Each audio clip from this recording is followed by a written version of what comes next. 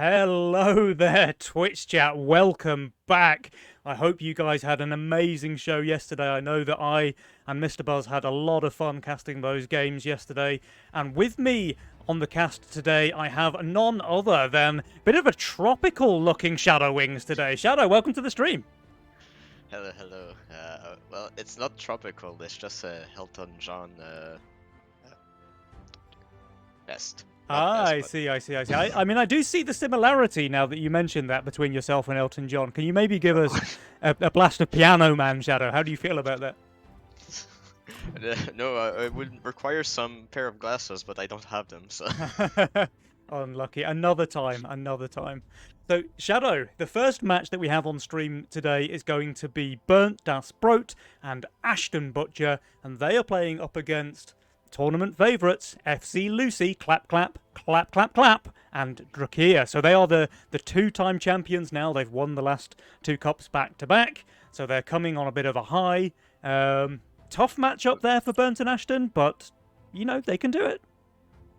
I want to correct you slightly. It's not the two last tournaments because last tournament in May, Lucy was replaced by Lil Bro. Mm. So I um, forgot. I forgot. it's How the could I forget return of Lil Bro? Lucy. So Drakeer's won three then, right? Back to back. Yes, exactly. Drakeer's That's the won situation three. right now. It's the return of the Jedi, FC Lucy. She's back, undefeated from the last couple of cups. So this is an even better streak than I had in my head because Drakeer's won three in a row. Lucy's won the last two that she played. These guys are on some pretty terrifying form, honestly. Yeah, I mean, very good form. It's shown on the ladder too, and I mean, some other teams also have potential in this tournament. I mean, main of a cup, there was the Sweaty Tryhards that is in the other semifinal that were in the final last month against Drakir, and they are looking for revenge too. So it's gonna be interesting to see if they can make it against the Schnitzel lads. Yeah, that's going to be a pretty cool one. And by the way, I had a lot of a lot of people in the Twitch chat telling me how much they love the name Schnitzel lads for Widdowson and Aviator. So pretty decent team naming there. I mean, it's quite fitting, right? Well, I mean, for Widdowson, Schnitzel. sure, but Aviator, I don't think Norwegians are very often associated I with mean, he's Schnitzel. the lad, you know. He's a He's the lad. He's lad. the lad. Yeah. Okay, Shadow, give me some stats. How are you feeling about Ashton and Burnt versus team name? Team name. I mean, the team name. I know Drakir and Lucy. Uh, they were in my group that I casted yesterday, and what really was surprising is that every single of their match they lost the first game. Like Right. every single time they lost the first game, and they just wanted to reverse sweep every single team. But it's basically what happens is that they're very vulnerable to early plays. That's how they lost. If it's a slow-paced game and the enemy team has a lot of Mithium being stored up, so we're talking about around 200 around wave 6 or 7, and that happens when there's Fiesta on the opposing team. They seem to struggle a little bit, but every team should be struggling with that. But it's a term of really how do you answer to that? And normally is that you control your sending a bit more. And I think that's one weakness that we've seen is that when people are getting starved, they tend to go for a lot of income sends in the early game and try to get some small leaks here and there. Yeah. But it can backfire, and They're that making it was too the easy issue. for their opponents, you're saying? Yeah, so typically that is what we saw, and the games they've won is a little bit more controlled of their pace, and there was no real fiesta on the opposing team either. So this was a little surprise, but also Doofus and that one were in form, so that was a little impressive to see too. In terms Okay. of Ashton and Julian, it's mostly survive the early game for them, right? So it's basically try to reach the late game and have Ashton be in a decent position. That's basically how they've been playing. I've seen a little bit, basically how they've been playing, and that fits how Julian wants to play normally too. Mm-hmm. Mm-hmm.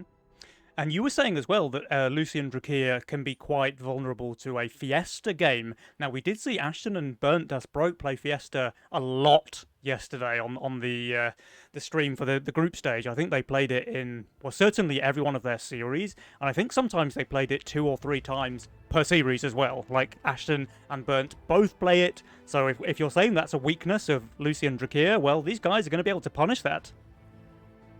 Yeah, so we'll see, because it's very aggressive Fiesta that can be problematic, and we're gonna see if Julian can push those workers, because he's known to maybe, I mean, with your recent video, the novel way to play Fiesta, the overbuild and leak Fiesta, I mean, we're gonna see if he can make those workers work as well with being Fiesta.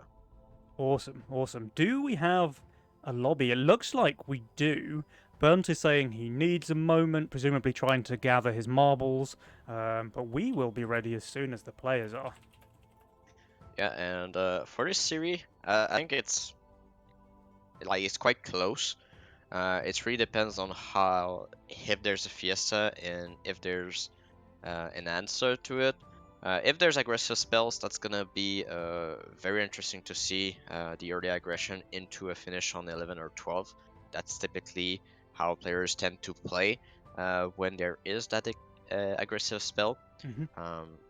And I mean, I want to learn. I want to hear your opinion here. In the series I was casting yesterday, lots of chaos. I think every series had a chaos. Yeah, we had a lot of chaos yesterday on the Group B as well.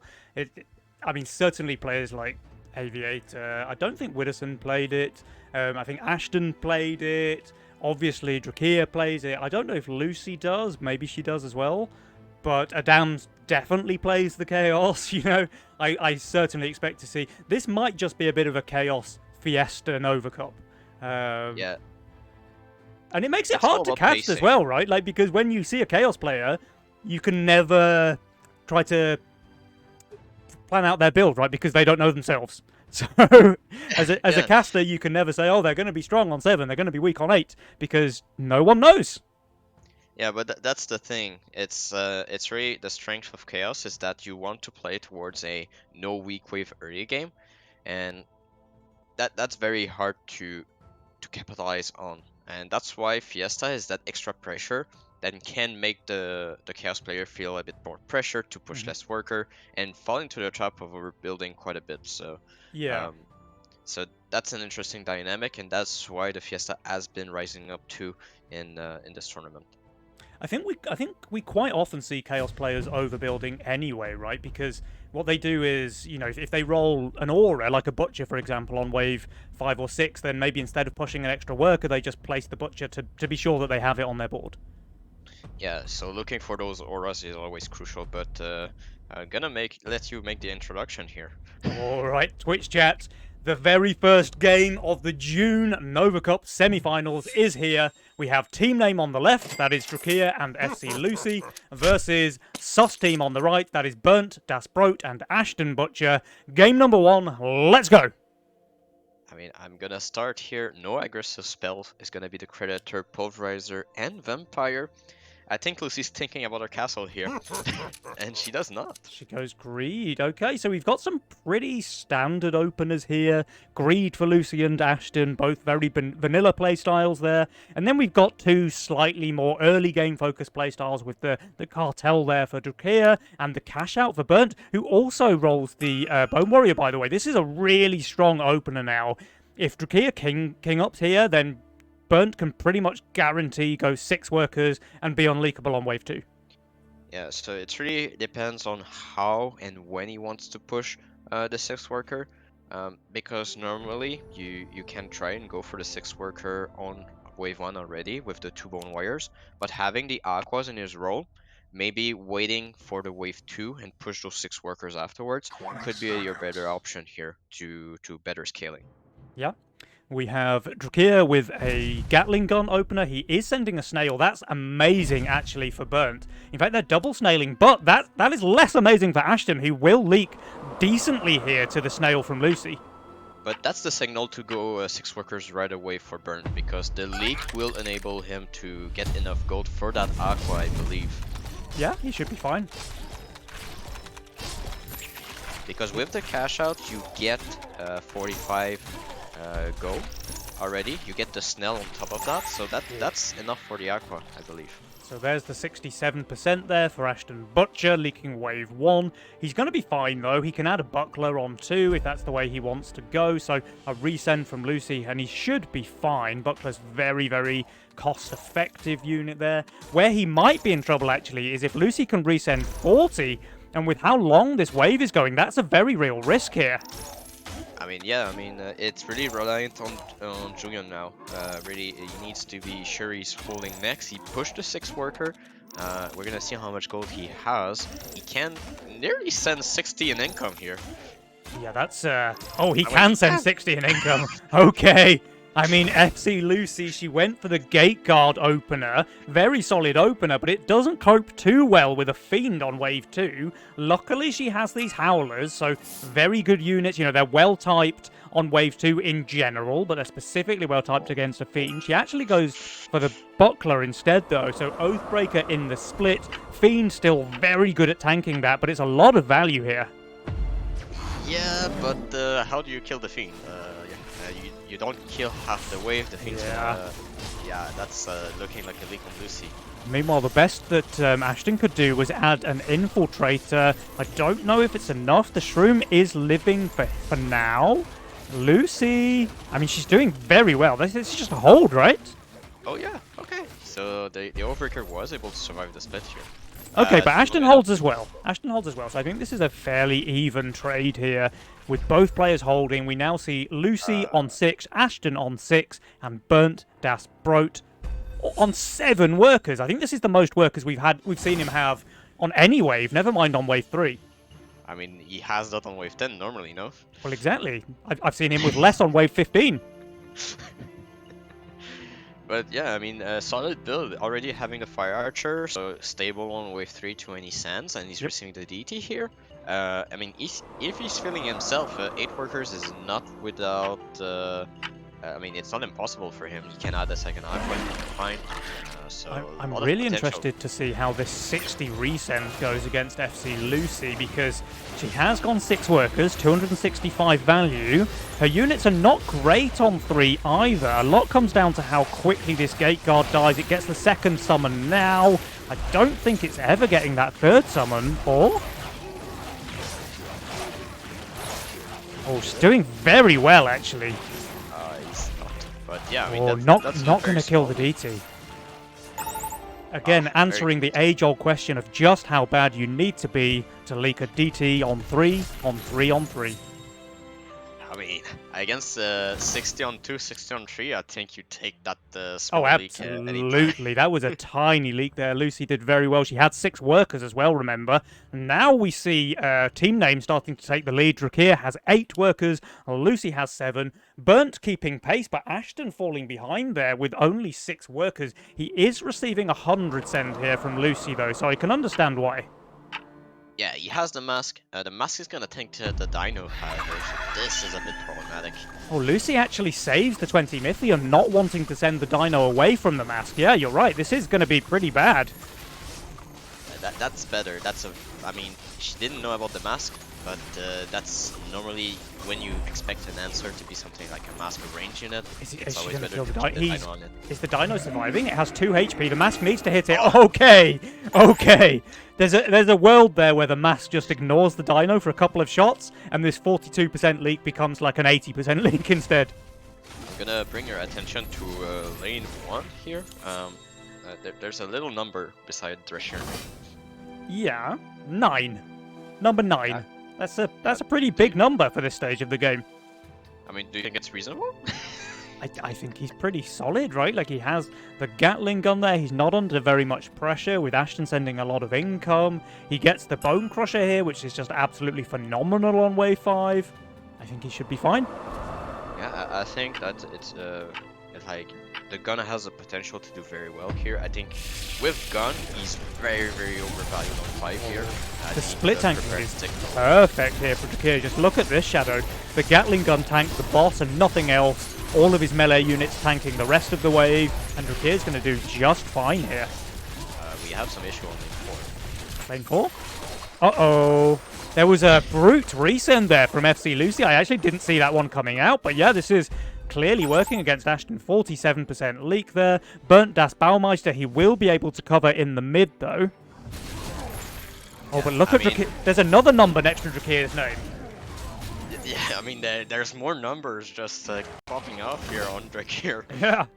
First he has the 11 worker number, but he also had the 160 Mythium number. He actually decided to go for a double Dino send here against Burnt, though, rather than a Mimic, knowing that Burnt is going to be on value, I guess. He just knows his opponents. I mean, also against the Fire Elemental, there's very little that can leak against the new Wave 6 when you have the Fire Elemental. The damage is well split amongst the Aquas with correct positioning, and the magic damage just scales up tremendously. So The send is absolutely enormous. This is a 200 send on Wave 6. You were saying before the game that Drakir and Lucy are kind of weak to these 200 sends on the 6th wave, but they've clearly had enough of that, decided to do a little bit of it themselves. But Burnt Das Baumeister with his 750 value here, he's just easily holding. yeah, now it's all about what they do as next decision. But what a chance Julian was overbuilt because Ashton. Yeah. I mean, okay, Ashton, he's going for a little bit of a Waldo here. He receives 2 Dragon Turtles. I mean, the leak is perfectly fine, but had Burnt received a proper, like a Mimic or so in his lane, maybe this could have been dangerous. But we're talking about Ghost Knight territory now for Ashton on 8. Oh, I know Ghost Knight is not that great, but I would say that it's pretty good still against what Drakir has. I think it really depends now whether Drakir can afford this Vulcan Cannon upgrade on Wave 8, right? Because the Gatling gun can pretty easily be leaked on 8, but the Vulcan Cannon is just so difficult to break on Wave 8. He is shifting 52 gold here, Shadow. It's not enough. It's not enough. He doesn't get the Vulcan, but he's gonna get the second Gatling and maybe a harder one. Yeah. He'll be quite close, because he has 100 Mythium, so he's going to get a bunch of extra income. Maybe he can just get away with selling a Howler or something to achieve the Vulcan Cannon. That could be the plan, yeah. I mean, that's why, like, it's very close, but I don't think he gets it just with the income. Is He Ashton will require pro-reaching to- here? He's down to his last shroom. It's going to be a very long wave, if nothing else. Oh, but that allows Drakir to send more here and get more income in.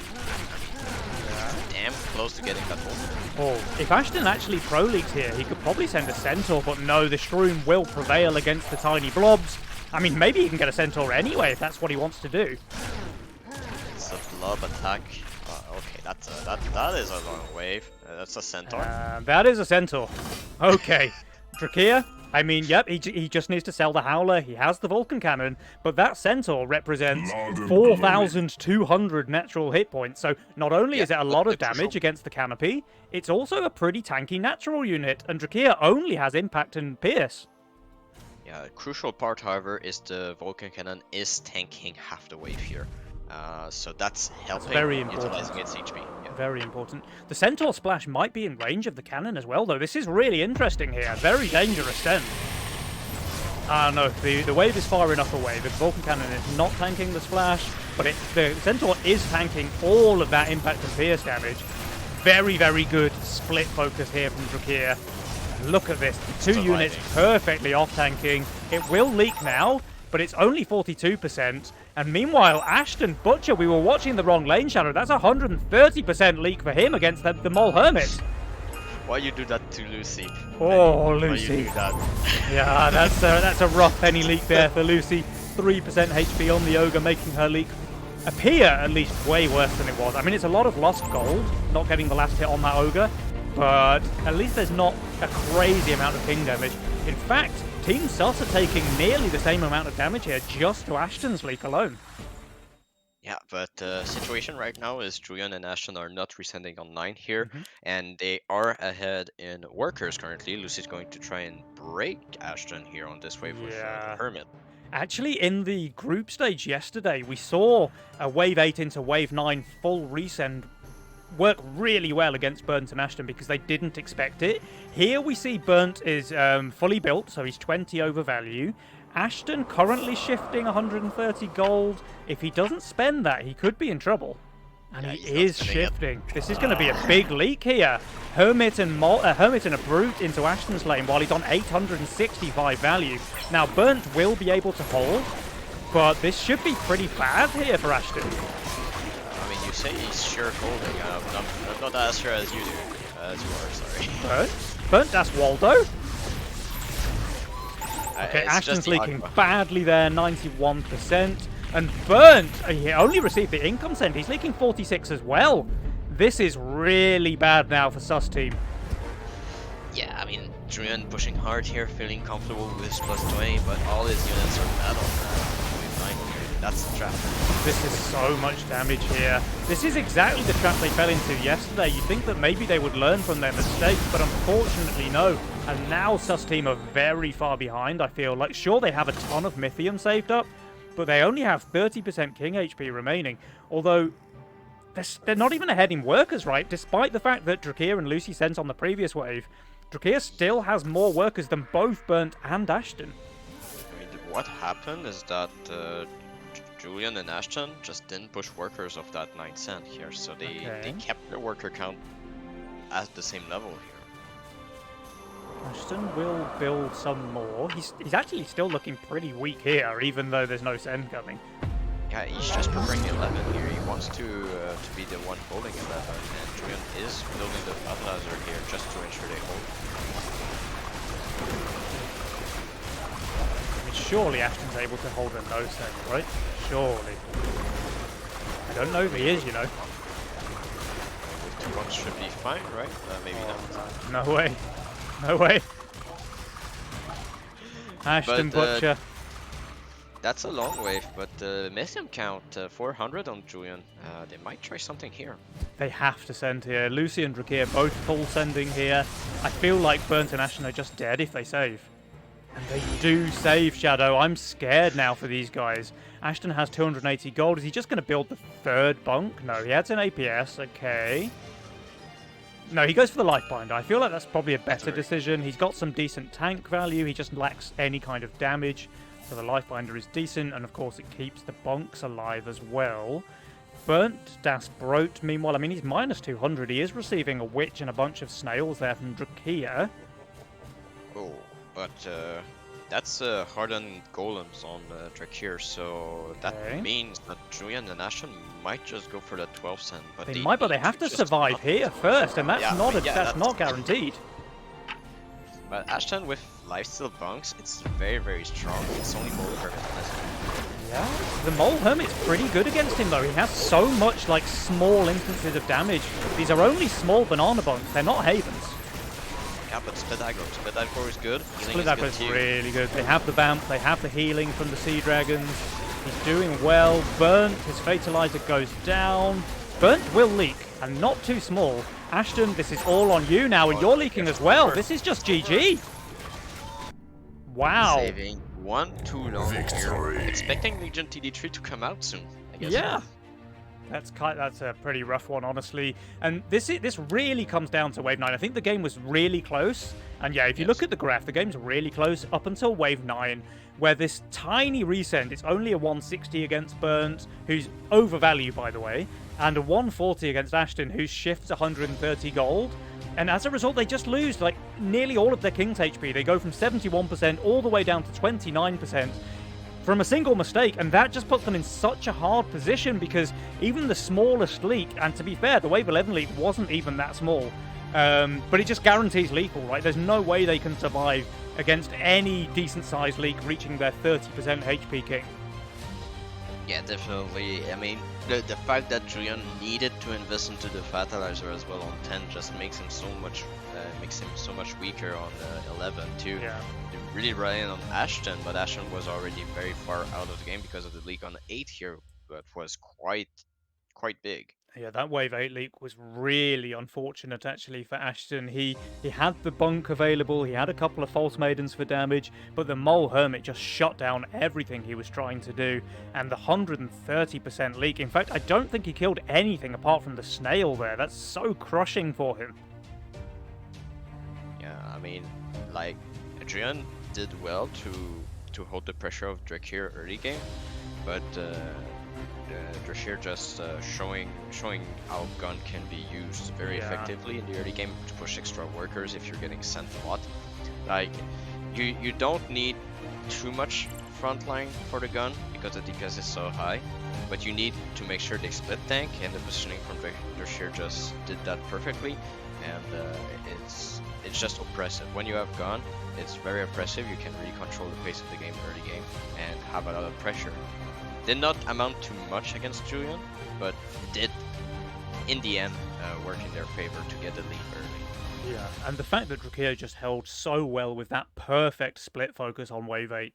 Like, he received a 320 send there, Shadow, but his Vulcan cannon perfectly tanked half the wave, his canopy perfectly tanked the other half, neither unit wanted to die, and as a result he leaks just 42% there to a 320 Mythium send from Ashton. Yeah, it was very crucial that the gun survives here and was able to split tank too. Like, it's the small things with gun, like, if you are able to utilize its HP on ranged wave, you can hold insane amount of Mythium as a send. Alright, Shadow, that was a very exciting game. We are going to quickly move on to the second lobby if that one is available. And, I mean, man, Ashton and Burnt, they're on the back foot now, Shadow. They've lost their first game of the series. There's 1-0 lead for Drakir and Lucy. They can't afford to drop another game here, or Ashton and Burnt, their tournament journey ends here. So, Shadow, what do they need to do differently if they want to turn things around? I mean, what happened is that Julian had a very strong lead, but kept sending quite often to Lucy, still trying to leak her, saying 60 she won't be able to hold it. Like, on 2 it was totally fine, but I think on 3 he was a bit impatient seeing 2 impact units and not going to skip 3 to go for wave 4 afterwards. So I think they were just a little bit too impatient. I think Julian not used to having so much workers and just were too excited to utilize them, and that kind of backfire against them too. Yeah, that was pretty tough. I mean, honestly, though, I think probably play of the game comes down to Drakir's Vulcan Cannon and his Canopy just perfectly split tanking with each other there. You know, if one of those units full tanks instead of the perfect split, he's leaking 100% there. He's going to really struggle to even kill the Centaur. But the way things turned out, he just performed so well. Also, a shorter wave prevents him from getting that Vulcan too. So the long wave 7 caused him to be able to send enough to just sell the Owler for the Vulcan. Yep. Alright, guys. So game number 2 is about to begin. There is a 1-0 lead on the side of Team Name. And the sus team, Ashton Butcher and Burnt Das Broat, they need to step things up here if they want to keep their tournament dreams alive. I think it's time for a chaos here because we have Divine Blessing in the game. But no, it's going to be Cartel Fiesta. Okay, and Drakir rolling the Atoms there, which is a very solid Fiesta opener. I actually don't love the Atom Fiesta, to be honest, because the unit falls off late, past like the first couple of waves, if it's in a Fiesta build, because in a Fiesta build you want your value to be very low, but the Atoms, they rely on having time to build up the mana, right, to really get their true worth. So I feel like, although it's a very good Fiesta opener for the first 2 or 3 waves, it kind of falls off a little bit compared to some of the others after that point. Okay, call me crazy, but I think that the best choice for Drashir is to go for the Zeus Fiesta because Lucy's starting Casket. Zeus is so strong on the wave where Casket is weak, but the Casket it can cover the Zeus on where it's weak too. So I think it's a good synergy, but he's not going for that, he's going for the Atom. Yeah, he does go for the Atom, okay. Lucy with her Casket Proton build, that is very solid. And while I was saying that the Proton is not the best unit in a Fiesta build after the first couple of waves, it is really good to cover your Fiesta teammates. One of the best. Just want to point out, how do you scale the luck of Julian from 1 to 10 to just get that pressure again? Yeah, he gets the Crusher again with the cash out again. And what's more, he snails Drakea. So a pretty good read there. Like normally I feel FC Lucy is the Fiesta player for this team. But Burnt with the mind read there, snailing Drakea and it paying off pretty nicely here. 67% leak. Yeah, but I want to point out Ashton is going for something that we rarely see here in competitive play, and that's Oh gonna be the egg. no. I really don't like that actually, Shadow, because he's a 2-worker egg receiving from a Fiesta player with super long waves. I think that's very unfortunate for Burnt and Ashton. The real issue is that Drashir is able to get the DT out after income. Now, does he only build the egg? Does he add the polywalks to defend it? Because DT is going to kill this egg if he does not add. Yeah. I mean, Drakea, he does add the buckler here, so... Yeah, Ashton is adding, it looks like. He's deciding where to place his ranger. Easier. The ranger? Yeah, I mean, that will kill the Throwing DT. ranger. Yeah, that's a hold. I think he can push one. I think he can. Oh, the ranger's even tanking, though. Wait, what? Wow, okay. I think he probably doesn't want it to tank, honestly. Maybe he does. I mean, It was placed very specifically, so I assume he probably did want it to tank. It just seems a bit weird to me. I mean, it's better on 3, I would say, because then you can add another unit, so you get more time for the egg to tank. And Burnt received a 40 send, which was held by his Bone Crusher Aqua.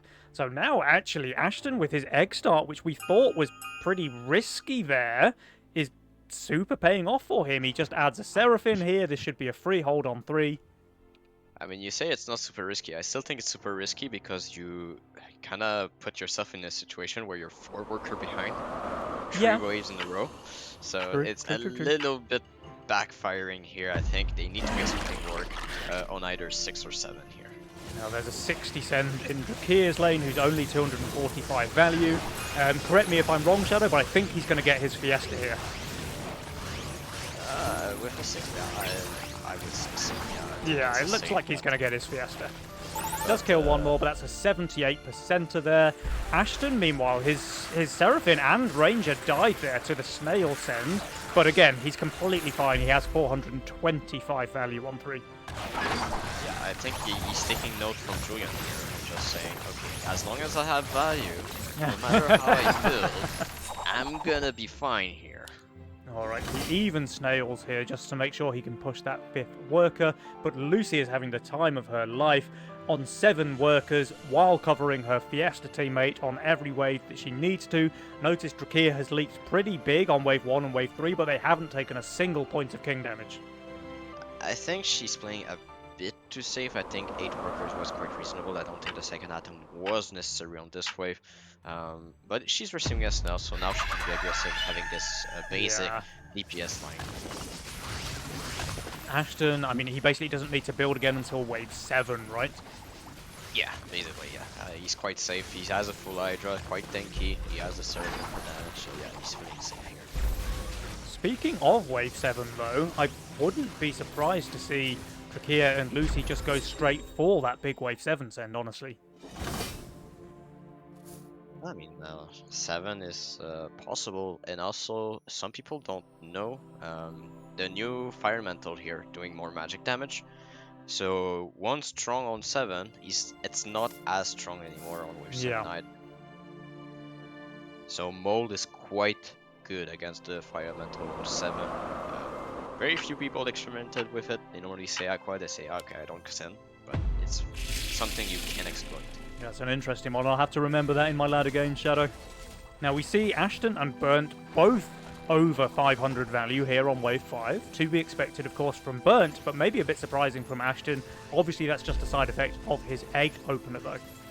Yeah, he's still 8 worker ahead of Julian, so feeling quite comfortable. But wave 6 is chosen by Lucy and Drakir.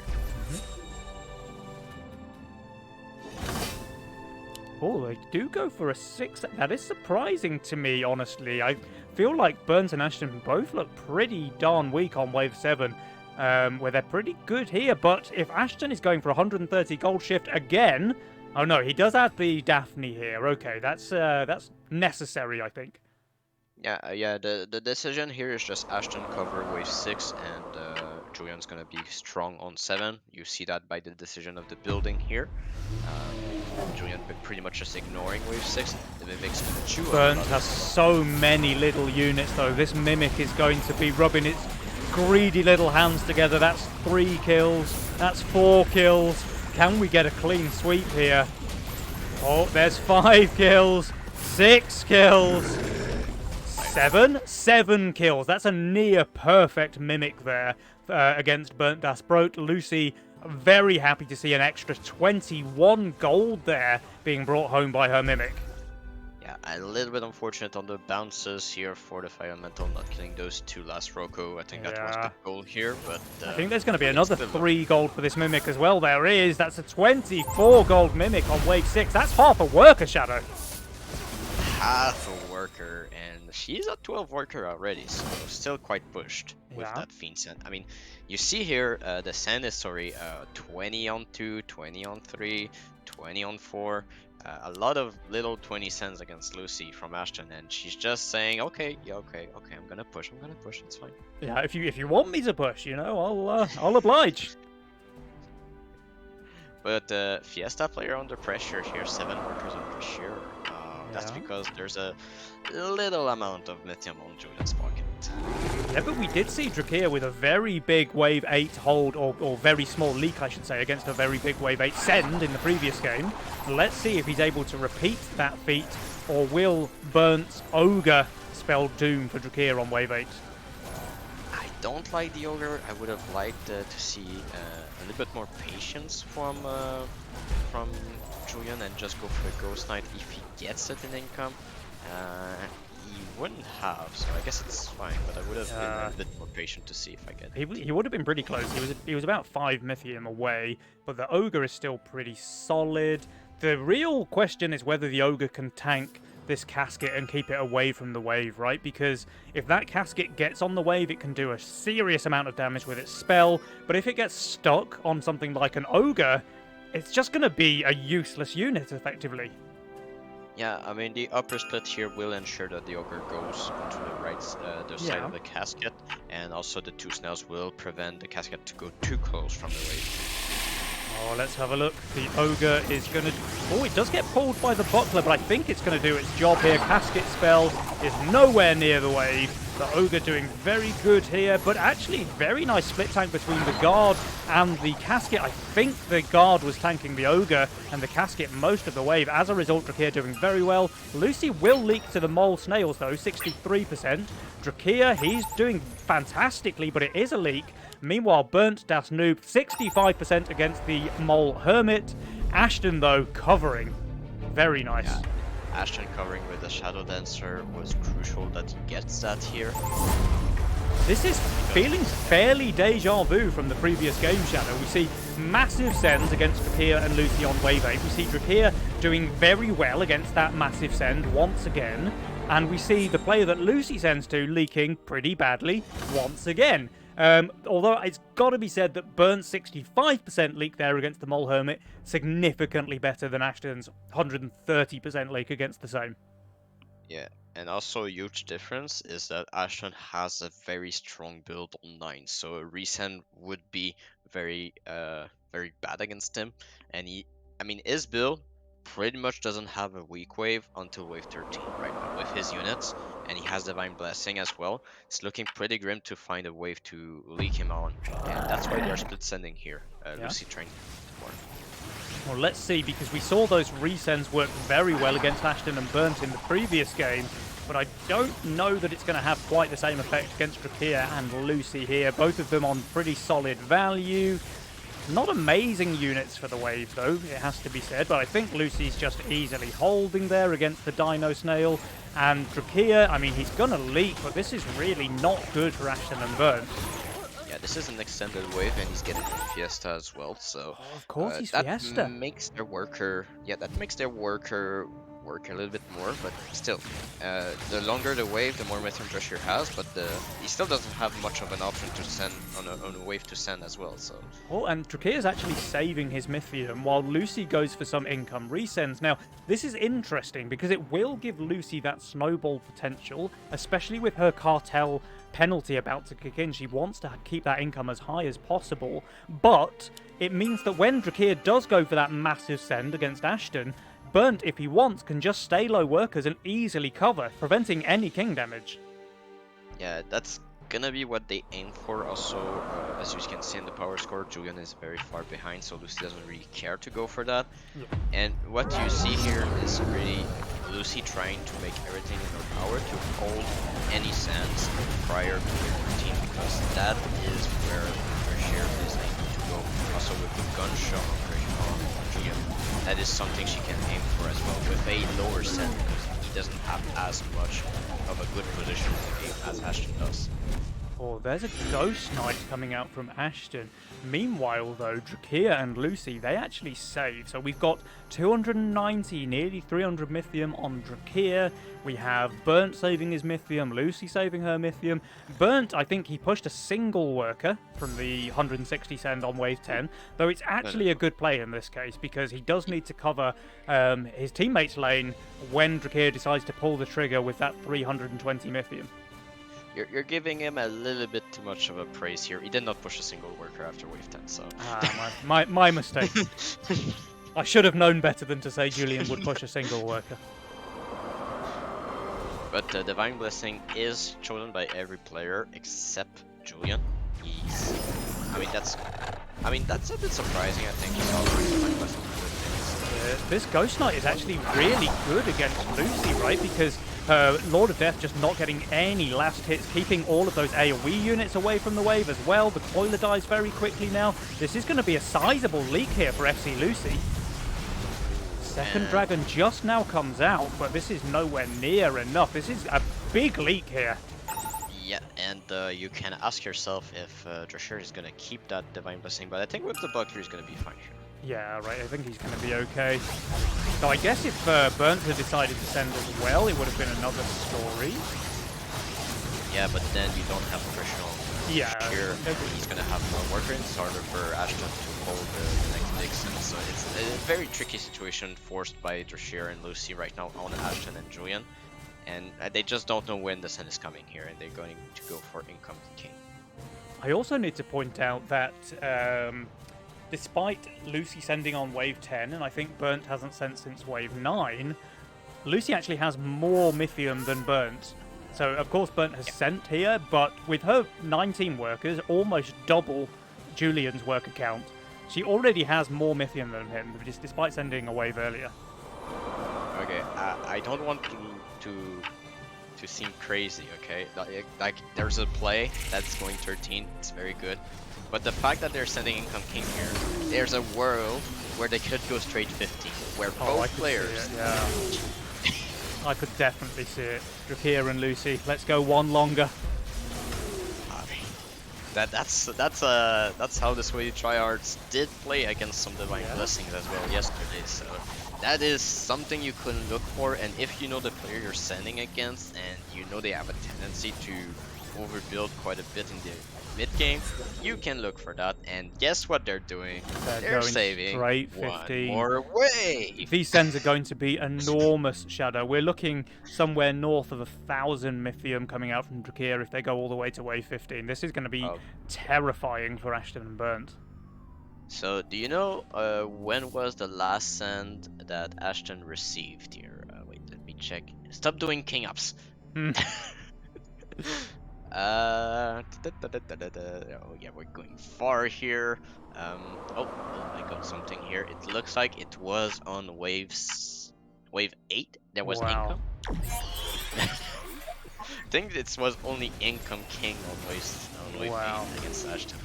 And now Drakir's here chilling out with 1900 value on wave 13. Still has his Divine Blessing alive. That might change here, I'm not sure. I mean, there's a lot of summons. Yeah, it's living. It's living. So he's getting away with literal murder here, Drakir. Super low value, high workers, 750 Mythium in the bank. I mean, yeah, Ashton and Burnt, their dedication to income sending every wave while having 11 workers on the side of Burnt it just doesn't seem to be it, Shadow. Yeah, it doesn't seem like the right solution, but it's important to note it's a Divine Blessing APS Ocean Templar Dread Knight. Yeah, and he also Can has do Hades stuff. if he wants to get that one out Yeah. on 15. Oh, and he has a strong frontline here, just showing the Iron Scale here. Yeah. I wonder if Hades is even worth it. Might just be better to have pure tank value there, keeping his Dread Knight alive as long as possible. Okay, do we go 16 now? Whoa. Do you want to go a little longer? I mean, Drakir, he's on 2.1k value here for wave We're going 14. We're going on 15. Fine, everything is safe. We're going. Jeez, man. Alright, we've got double Siege Ram Witch coming out from Drakir. We've got double Needler Hermit coming out from Lucy. Drakir, he does just now lose his Blessing, but he's still holding the wave. I think he wanted to Pro League here, honestly. He doesn't. Was closer. Alright, we get another round of Income and King coming out from Burnt and Ashton, who will have close to a full King. I'm not quite sure if they reach full spell, though they probably... I don't think they will, actually, because Burnt's worker count is so low.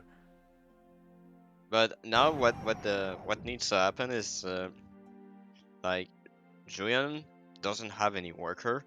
His best play is to go for a higher push than Ashton. But we know how much Ashton loves his workers, so it's gonna be hard. But I can see a 17 push to go against Trisha and Lucy because of Lucy having magic damage. So that might be their next play if they survive.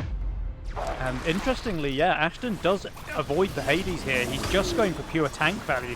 He's all in, really, on keeping this Dread Knight alive, which is a respectable play, honestly, because we have seen this unit go absolutely crazy before. It has Divine Blessing, it has APS and MPS buffing as well, and that Iron Scales, it seems, is doing wonders here, tanking the wave forever. Ashton, can he pull off a miracle here? I think the answer is no. He's doing phenomenally well, though. Is this enough to stay alive? Well, how much is the lead? Oh, 2 Needlers. Yeah. 89% on Ashton. Big leak there for Burnt, of course, but they have 100% King HP. Like, given how long Drakir and Lucy saved, the regen that they decided to go for early rather than attack or spell has brought them all the way up to full HP. Is full HP enough, though, against this mammoth leak? It turns out, yes, it is, Shadow. Burnt and Ashton still in the game. Yeah, but now what we will see... Julian not full pushing. Interesting, so they don't want 17. I think they probably understand here that really the play is for Drakir to suicide push into Ashton, right? Because Ashton is just so strong at this point. He has 28 workers, he has the highest value in the game, he has the highest income in the game. You know, I think probably the play here will be for Drakir to full push sooner rather than later, and maybe second guessing that Burnt is not going for the full push himself. The issue with that is that without the push, Ashton sent. Oh, they're sending after income here. Okay, Drakir's very low value. Very low value. This will be a big leak for Drakir.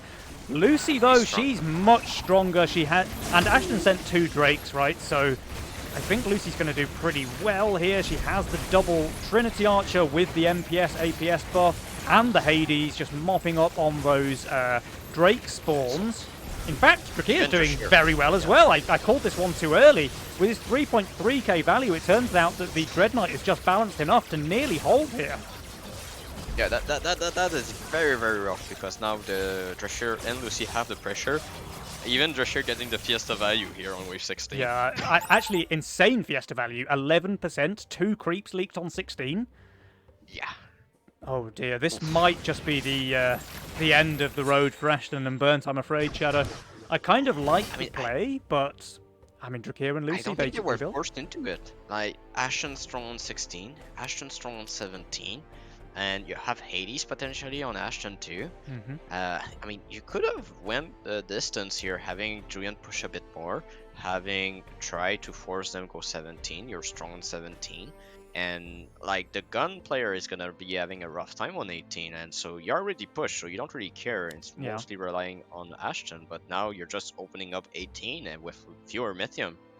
Lucy going for king upgrades here, so they are worried, I guess, about another resend, but that is not coming here. Alright, let's, I guess it comes down to an 18 race, in which Drakir and Lucy have to be favoured. They have way more Mythium, they have way more King HP as well. Ashton did build the Hades here, so correctly reading that the send would come on wave 18. The build is just better on Lucy and Drashir for 18, so I really dislike how they forced 16 rather than 17. Yeah. Like, they could have been in a very good position on 17 because of Lucy's build. Like, there's many answers to the Archer. Like, you can go for Pack Mole Imp, and that's gonna be distracting the Archer for a long time. So I think there was a missed opportunity for Ashton and Julian to take this game here on 17 potentially. But they just played it safe. They wanted to go for the surprise resend, get bonus gold, but I don't think it's sufficient here to hold 18 for Ashton. Yeah. Alright, Ashton, he can't afford the second Hades, so he's just going for a lot of Swift tanks in the split, another Lord of Death. I mean, he's got good value. He's actually the closest player to value in the entire lobby, but the problem is he can't just do well here. I think he needs to full hold for these guys to have a chance of staying in the game. Split aggro is good on Julian's lane, but he doesn't have the damage. It won't be enough. Julian's just way too low value to be able to hold here. Ashton's Hades is tanking the wave. Oh no! Burnt Desperate, of course, leaking 161% despite having only 16 workers.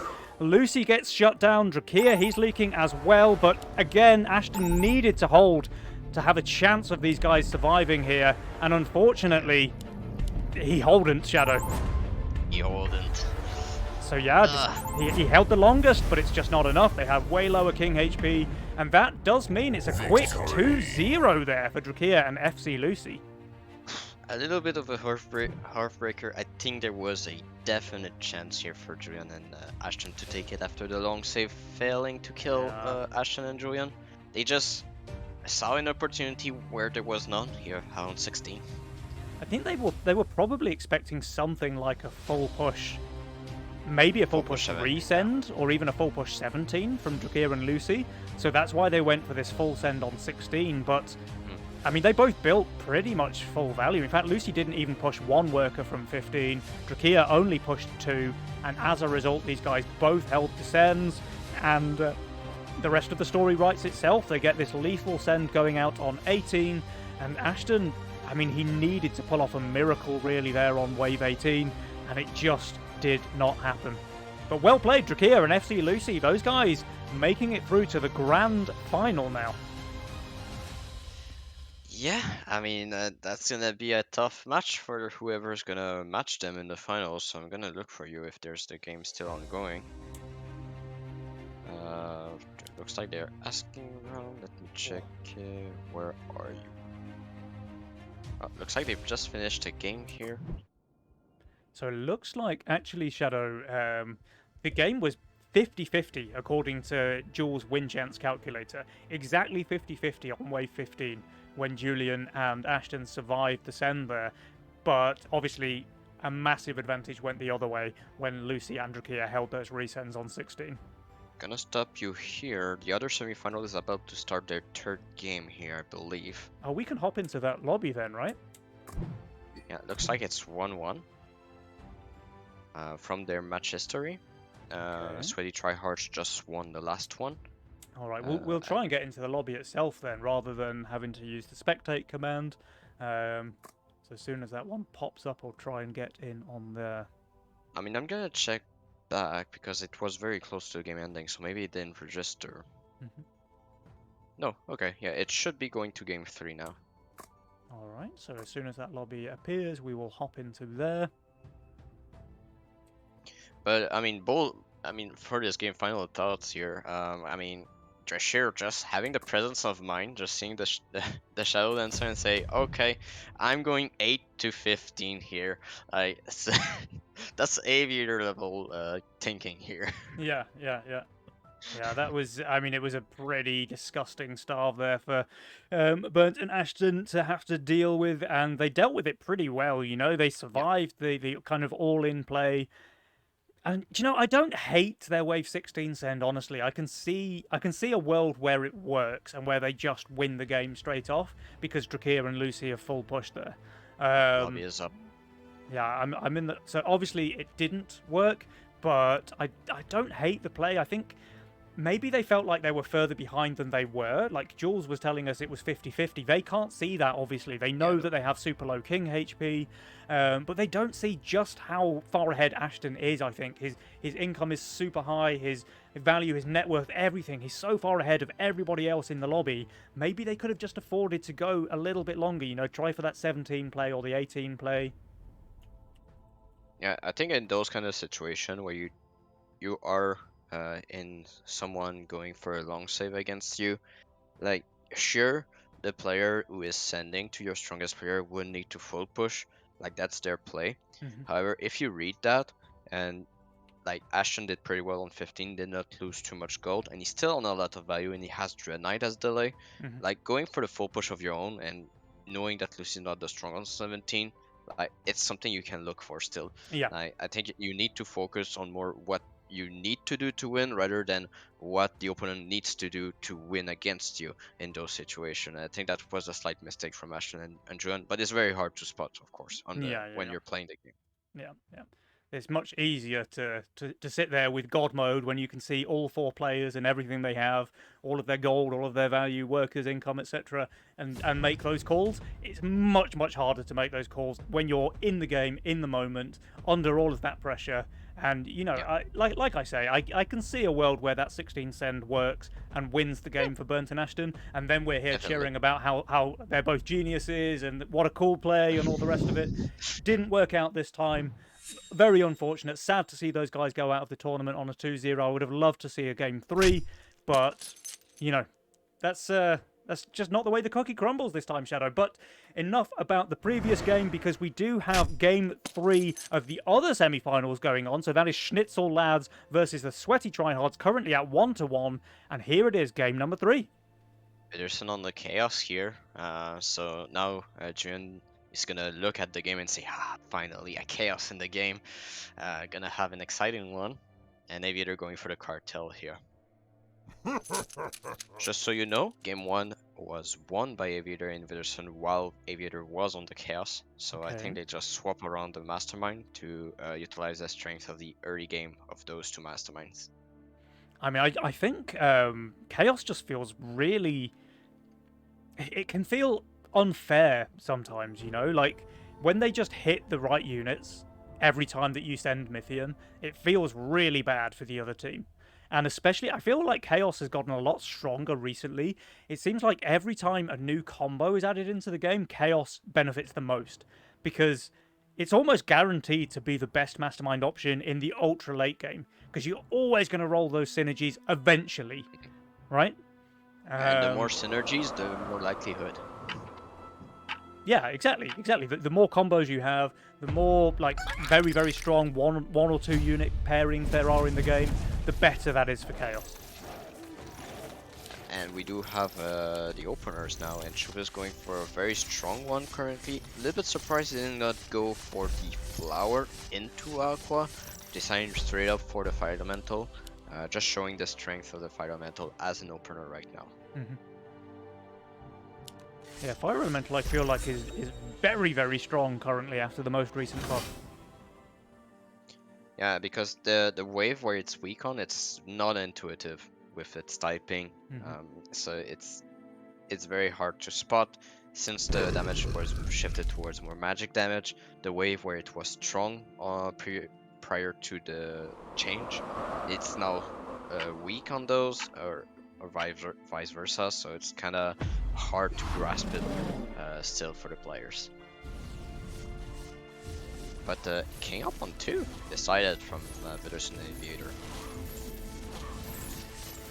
Okay. I mean, I think they know that Adams is going to struggle to push 6 workers normally with a Berserker, but he has that Gargoyle in his role, which is one of the only units that allows a Berserker to go 6 workers on 3 if he wants to. He does not want to. And actually, very interestingly, Chuvis stays 5 workers as well. That seems really unintuitive to me, but okay, he's actually going for a Pack Rat Treasure Hunt instead. That makes a lot more sense now. I mean, that's going to be good for a Wave 6 defense. And, I mean, Veteran and Aviator are doing a lot of income sense here, Regan. I've had some insider info, by the way, from Mr. Ashton Butcher. The Wave 16 send, he accidentally left the auto send button checked after trying to send Income and King on Wave 15. So it was a kind of a forced error there. Really unfortunate. Yeah, really, really unfortunate. Here's me like doing my best trying to justify the play, but no, it was just a straight up error. Unlucky. It felt weird, but yeah, I mean, it happens. It's unfortunate it happens in tournament, but coming back to this game here, the 60 million being sent over the 3 first wave from Witherspoon Aviator and make that 80 from Witherspoon. Chuvis is not under a lot of pressure, and Adam's on 7 workers already, and they're still saving. Yeah, this is pretty solid. I mean, the Sweaty Tryhards absolutely living up to their team name here, Shadow. They're going for a straight... They did a king up on 1, and now their next end is coming question mark. I mean, I've told you before, in preparation before the matches, when you asked which one do you want to cast, I'm saying, well, Chuvis and Adams are going to be quite starvy as a game, so I don't know if you want to cast that one. Yeah, that's an interesting one for sure. Very starvy gameplay indeed. Widdowson and Aviator, they're going for a lot more income heavy this time around, it seems. We've seen them send every wave so far, either income or king, and we have another round of income here. But Chuvis and Adams both approaching the 120 Mythium mark already on wave 5, and after this resend, I mean, are they just going to go straight wave 7, Shadow? I mean, I think 7 would be quite surprising against the build of Aviator, but it's not impossible. I mean, we're in the territory, if there's a long wave at one point on 5 or 6, that we get an ogre in income. Oh yeah, yeah. I don't think there's going to be leaks here, though. There's only a DT in Chuvis's lane, only a Fiend for Adams. And he didn't hunt. No treasure hunt. Okay. That's a bit of a mistake, I think. Like, that you receive guarantees income every single ring. Yeah. And it looks like with the split focus in the Damus lane, he's doing very well as well, so there will be no pro leaks here. They can both send Mimics in income if they want, though I don't know how good that is. Widdowson does have enough gold for his Harbinger here. There is a double Mimic, but the Harbinger punishes that, I feel like, very hard. Yeah, I think this is a bit surprising. I mean, I think they just didn't want to save one more wave, fearing maybe the Elite Archer. Like, a shift here could have been a potential play for Aviator if they expect the Wave 7 send. So I think it's still reasonable. We saw it yesterday in my group. There was something done similar by Chuvis, realizing the send was coming later. He was shifting full on 6 despite being weak and get the Elite Archer to hold. So that was something similar that happened. So maybe recognizing that. Widdowson should just full hold, right? But it might be a different story altogether for Aviator. This Mimic is very good against the things that Aviator has on his board. It's getting a ton of gold. Now it's going to get infinite gold from killing the Slime Mummy. I mean, infinite money. She's getting the 3 slimes, so that's... Oh wait, he's even holding! What? Oh. That's crazy to me. I mean, sure, Aviator has 705 value, but still to full hold there against the 180 send with not great units on the wave. Yeah, I mean, it's the fact that the Slime Siren was able to get those extra Full summons mana. that was really crucial. All right. I mean, that really puts Widdowson and Aviator in a very strong position now, Shadow, because Chuvis and Adams, they went for a very all-in play already. They king upped on 1, and then they went straight for Power Mercs on wave 6 with a 180 send, and both of their opponents held. Yeah, so... And they're not ahead in workers because, yeah, I mean, they cannot afford to push too much with the continuous income sense. That allows Widdowson and Able to push and catch back up in workers too. So, yeah, a bit of an interesting situation here. I mean, I wonder what's going to be the next play. Widdowson decided to save a bit more here, and Aviator did go for the 40. I mean, it's going to be income from Chuvis and Adams here, but that's before the weak wave. Okay, and Widdowson and Aviator, they do save here, so they are going for that weak wave 9, I guess. Maybe they can even go longer, should they want to, with this income send here from Juvis and Adams. A bit of an odd one, right? I mean, it's difficult. When you go for those all-in plays, like a 1 into 6, you'd really need to achieve something from it. You cannot afford both players to hold against your 180 send on wave 6. It's just so bad for your game position. And now they're making the mistake of, okay, well that didn't work, and now we're really behind in income, so now we have to send income every wave to try and catch back up. But that just makes life so very easy for the Schnitzel lads. Yeah, I mean, it's easier. The weak wave 9 is approaching. If they're deciding to go for income here, realizing the Kingpin might come in here for Adams. But reset working here on Widdowson. Okay. Alright, maybe not as bad as I was just complaining about then. The 59% leak on Widdowson is certainly okay. And they are going for the wave 9 send, but only income actually from Aviator. I wonder if Widdowson at least goes full against Juvis. He's looking pretty darn weak on wave 9. I mean, the only He send actually that just works, saves. Okay. Yeah, I mean, the only send that would have worked against Juvis was Moon Hermit, and the Hermit would have been after income, so he's losing. Yeah. He would have lost a lot, but now he's just maybe not holding the Fiend. And I guess the fact that Juvis has to go for a death cap here makes him super vulnerable on both wave 10 and wave 11, right? Yeah, definitely. He does have Tempest as an answer for wave 10 at least, and the fact that Adams is receiving the send here and having the Kingpin next wave, and having the Dread Knight also for 11, I think it's not as terrible as it is for Juvis to not be strong with Yeah. We do have a full send against Aviator. Well, it's a Hermit and a few Snails, but it looks like he's doing more than fine there. Slime Mommy on full mana. That's going to give him easily enough staying power to be able to defeat the Hermit and a couple of Carapaces. Yeah, a little bit of an ambitious Hermit here from Juvis, but I mean, he's getting saved. He's trying to get to squeeze out as much gold as he can, and just Widdowson just saying, "You want to long save me? Well, I can't do." I mean, this is going to be Siege Ram on wave 11 territory already, right? Like, Juvis is so difficult for him to be able to try and kill a Siege Ram. All of his damage is, predominantly ranged or AoE or pierce or a combination of both, and it's just going to be really, really rough for him. So what needs to happen is Adam's not pushing single worker next. Like, he's receiving a 80 he here. has to cover. He cannot afford to push here. He needs that has Dread to Knight or cover. the Kingpin. I'm gonna see if it's possible. But, An egg, actually, from Aviator. It is a dead egg, that's super though? smart. Yeah, it's super smart because he's just needing frontline to give time for his archer, and he didn't have too much choice. But Widdowson leaking to this end here. Okay, not too shabby either. 51% there for Widdowson. He's very low value going for this Giga Starve now. He has 300 Mythium plus. He does send the Siege Ram here. Juvis is going to severely struggle against that. Yeah, Siege Ram is gonna cause Juvis to leak 100% here, I think. It's not looking great. I mean, the Siege Ram is gonna go in the split potentially here, but I don't think it remains in the split long, and that's the issue. It's very, very difficult for him. He does have a Lord of Death here, which is normally a very good unit on wave 11, but if it doesn't get any mana from killing things, then it's just not quite the same, and the Siege Ram is so perfect against everything that Juvis has on the board. Yeah, and he's 7 worker on 11. Yeah, this is really rough, Shadow. Really, really rough. Adam's not getting the Dread Knight either. He's building a Yozora. Did Adams push? He pushed too, right? No, he did not push. Okay. So Adams will, I mean, easily hold, because he's getting no send. Yeah, But but the question is the cover.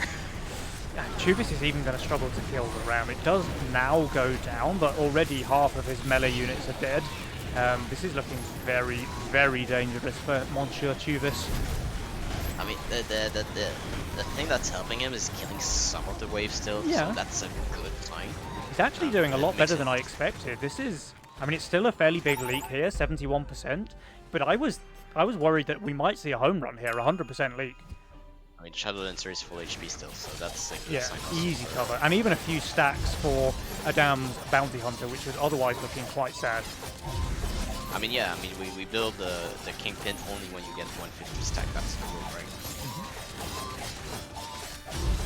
But yeah, I mean, the long saves this game just not working out as well as people would want here, and very awkward sending pattern also.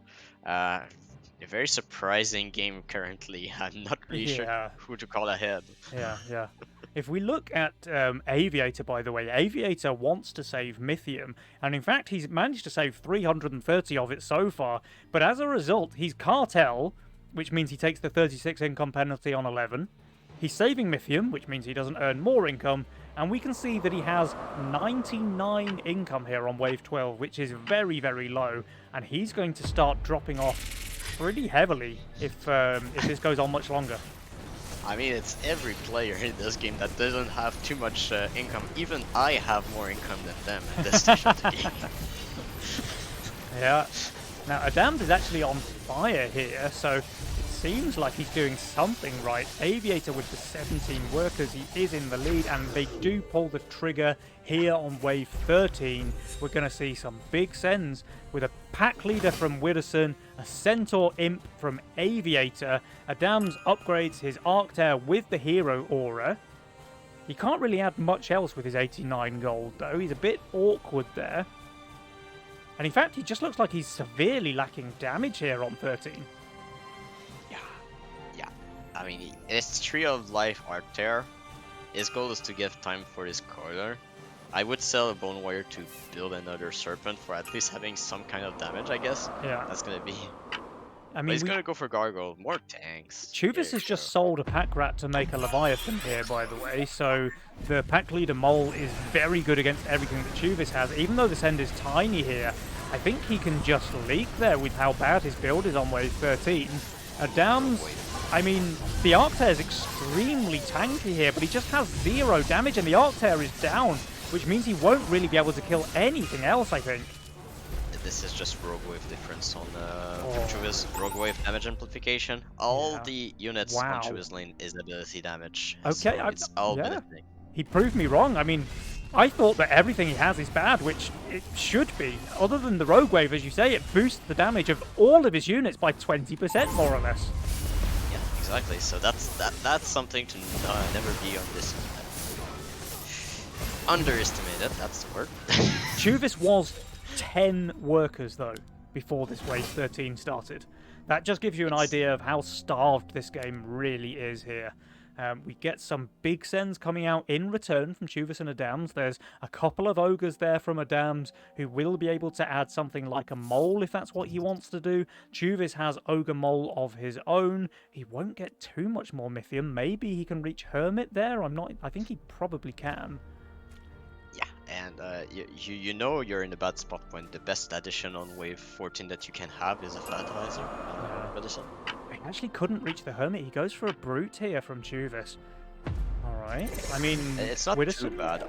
It's not too bad. Yeah. Widdowson and Aviator both very low value. Aviator does have a Flying Archer, by the way, so he's got answers, but the send here from Chuvis, very good against that Flying Archer combo with the Mole, with the Ogre. The Trinity goes down now, so he won't be able to kill very much more. And Widdowson, meanwhile, he's not really faring any better.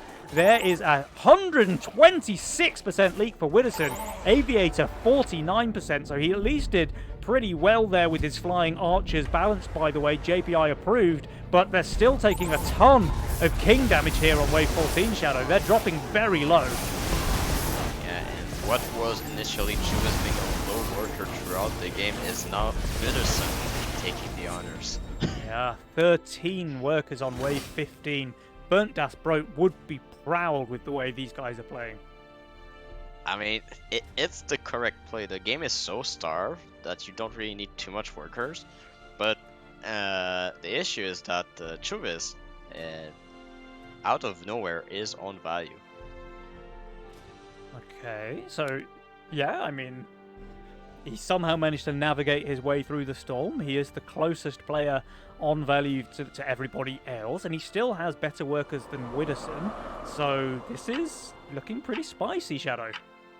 I mean, also you have the AoE composition on 16 for Chuvez, looking like a 16 cent, and looks like Witherspoon and Aviator are reading this and hoping for this, at least, with Witherspoon not pushing a single worker after the probably I mean, Widdowson does have Flower, so he's got potential on 16, but everything else on his board is pretty weak. He can't go for both Deathcap and Phoenix, remember. Yeah, it's smart now for Adams and Chuvez to skip here. They just want to go for the sure end on 17, where this is not too great. But Aviator going for the egg here, realizing he needs more time for the archer. Okay. I really like the decisions of Aviator this game. However, the game is so starved that it's very, very hard to make those calls. Yeah, it's also super risky, right? Like, if Chuvez and Adams had just gone for a hard push 16 send, they would have won, almost guaranteed. Do it! Yes! 2 eggs. Wow, this is so risky here from Aviator, and maybe it pays off. Yeah, it's all about delay. Like 17, everybody should be leaking. It's all about delay, and Aviator needs to have those eggs for the delay.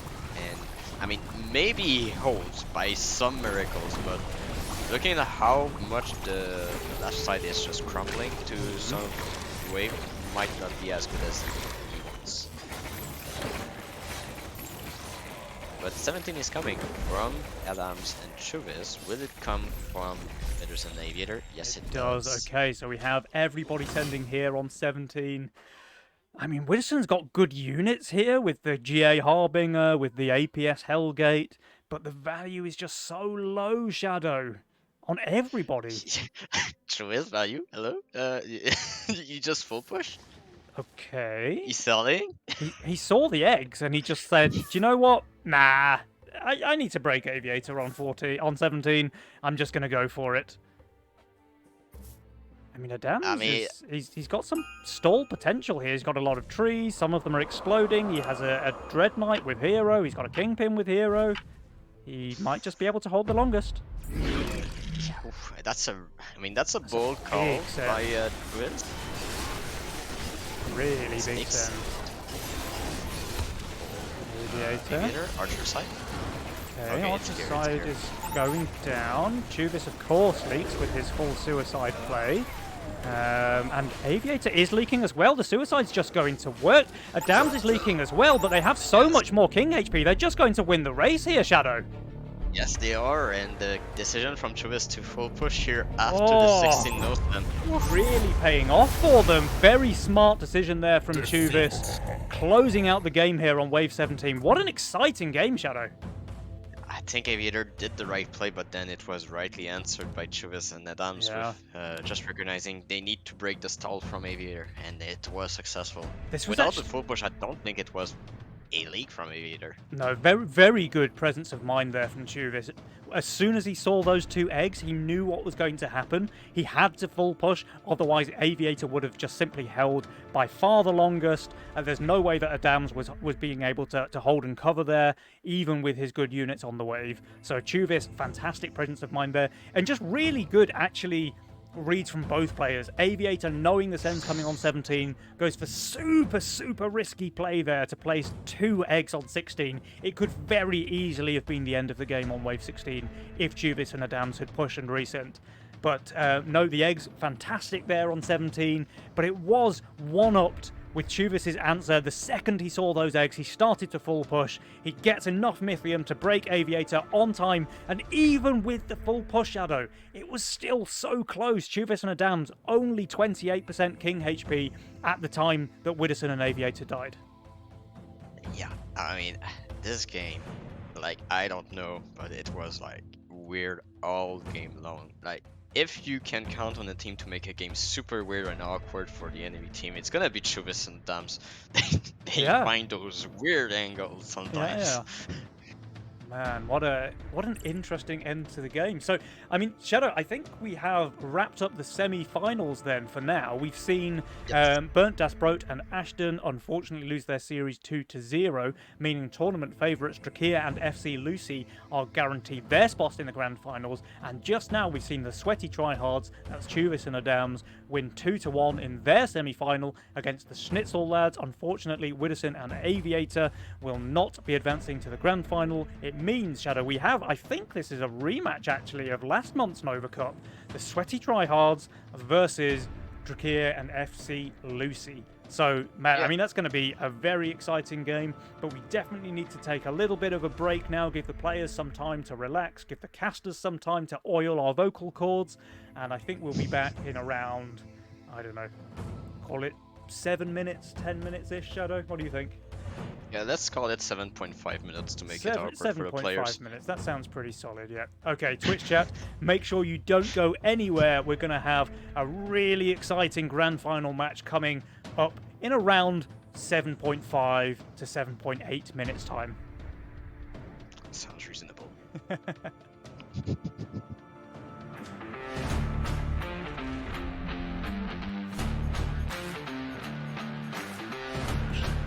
Yeah. Julian, though, Burnt Das Brot. Yeah. Oh, Widdowson. Uh-oh. King Dams, he's leaking comfortably 90%. Widdowson's Sovereign does pop off, but it's not enough. It's 95%. I think the game's just over. And Isolde with the clutch hold hit. Full shift on wave 13. It is paying off extremely well for him. He's not going to hold, but man, he's doing really well here. Tryhards are out, and this was a really fast 3-0 victory for Big Bro Little Bro, your main Nova Cup champion.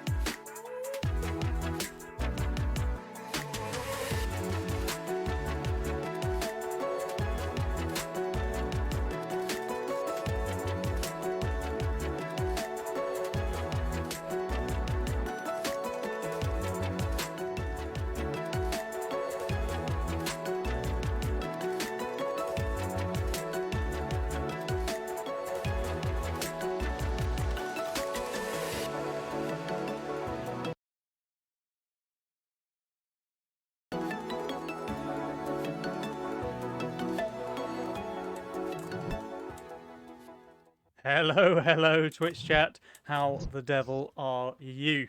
We are back and we are ready to start the grand finals. So, Shadow, we've had some pretty tense semi final games already, and now it's the main event. It's going to be the sweaty tryhards, that's Chuvis and Adams, up against team name, that is Drakia and FC Lucy. Shadow, any favourites for you? I mean, I have to give it to Drashir and Lucy just because I casted them yesterday and I saw how the game were developing, and it's really a battle between Adams and Chuvis trying to to impose rhythm from how they stand, and they just try to force you into a pattern that favors them. But what Drashir and Lucy did to counter that was to keep with the game plan. Like, they don't overinvest into workers. They just aim for the wave they wanted. They skip, even if they didn't want. They recognize a earlier wave. They go for it. They don't pay too much attention to what Chubis and Adams are doing, because as you can tell from last game, they just go random sometimes, and it can mix you up. So staying Yeah. focused on what you want is better sometimes. Oh, guys, it seems these players are eager to get things underway. They won't give us any time to waffle on. Grand finals of the June Nova Cup is here already. Game number 1. Shadow, let's go! Let's go. And first Mastermind Rush here on the cash out. And what a cash out roll already. Let me sort out my scoreboard, Shadow. If you wouldn't mind introducing the mastermind options, that would be amazing. Yeah, so cash out from Drashir, having the Tree of Life Sovereign possibility with Butcher and Steed. Very oppressing combination of units already on his board. Lucy going for the Cartel. Adams and Twist still waiting and see what they want. And the Legion spells are going to be Vampire, Press the Attack, and Guardian Angel. And the choice has been made. Adams is going for the Cartel, and Chu is going for the Greed. Okay, so we've got 3 very early game focused masterminds there with the cash out and the double cartel. Greed is just old reliable, right? You can never really go wrong with Greed, but it also doesn't excel like some of the other masterminds do in any particular area. It's very stable, right? It's very reliable. You know what you're getting with Greed. And Drashir not going for the Avenger Steed combination, really favoring that Nightmare Butcher. He has such a good Nightmare Butcher roll, actually. The one thing Yep. maybe missing that I would love to see is a better tier 1, perhaps an Oathbreaker or something like that. But it's a very, very strong roll, and he can, because he's cashed out, he can still add something like, I mean, he can either do Veteran or Treant on wave 3 while still having 5 workers, so I think he's very fine with this roll. Meanwhile, Sakura for FC Lucy, so she's going to make sure that her hips get to sing today. How do you feel like Sakura is in the current meta, Shadow? It's obviously very slow as a unit, and it has been nerfed, I think, a couple of times back to back. Do you still think it's a powerhouse of an opener? Or how are you feeling about this unit right now? I think it's very smart against Chubis and Adams specifically, just because of the fact that normally they want to force the wave they want. But now doing for Sakura, you're kind of saying, well, hey, send me 7, it's fine. And you're gonna have answer for that. You're gonna leak maybe, but then Drashir is able to cover with the Lifesteal Doppel. So I think overall it's good against the team they are against. But I think overall it has a little bit more weaknesses and maybe falls off of favor. I think that's a pretty fair analysis, yeah. Okay, we get more income resends here on 3 from the Sweaty Tryhards, so they apparently didn't like the way that their 1-6 play went in game number 1, despite them ultimately winning that game. They're going for a much more income-sendy route this time around. Drakir and Lucy, they've only sent their king ups themselves this time, so maybe they'll go for something like that, but the waves are really fast as well. Yeah, an interesting decision by Drashir to go for the Vindhog. Very good for wave 5 preparation, so Yeah. I do like this. It feels a lot better than a veteran on all of the waves other than 3, right? Like it's so much better on 5, it's so much better on 6. And he knew that the waves were so fast, so he knows. Drakir, he can kind of, he's got a metronome in his head, tells him how much Mythium to expect. He knows there was no way that he was receiving more than a couple of snails on wave 3. And Adam sending a DT here. Will it surprise Lucy? I mean, it might work. It might. I think he probably has to add the snail as well to give it a chance of working. He is getting it. Yeah, Would he's he getting go it, but for it is the other question. he hasn't sent it, so maybe the DT was just for income. Yeah, I think this is favoring Lucy here, greeting out of her mind here. I mean, the Sakura is so good against the wave creeps. It two-shots those chickens. So Snail just, I mean, he just helps, you know? But it looks like probably wouldn't have made a difference. I don't think a Snail is making like a 240 HP difference, but maybe, who knows? Maybe the waves last longer. Yeah, maybe it was close. It was close. But yeah, I mean the grid is very well received here by Lucy, and she's adding the Wanderer now. And she gets her 7th worker out as a result as well. Chuvis is going for the Dino Send into Drakeer.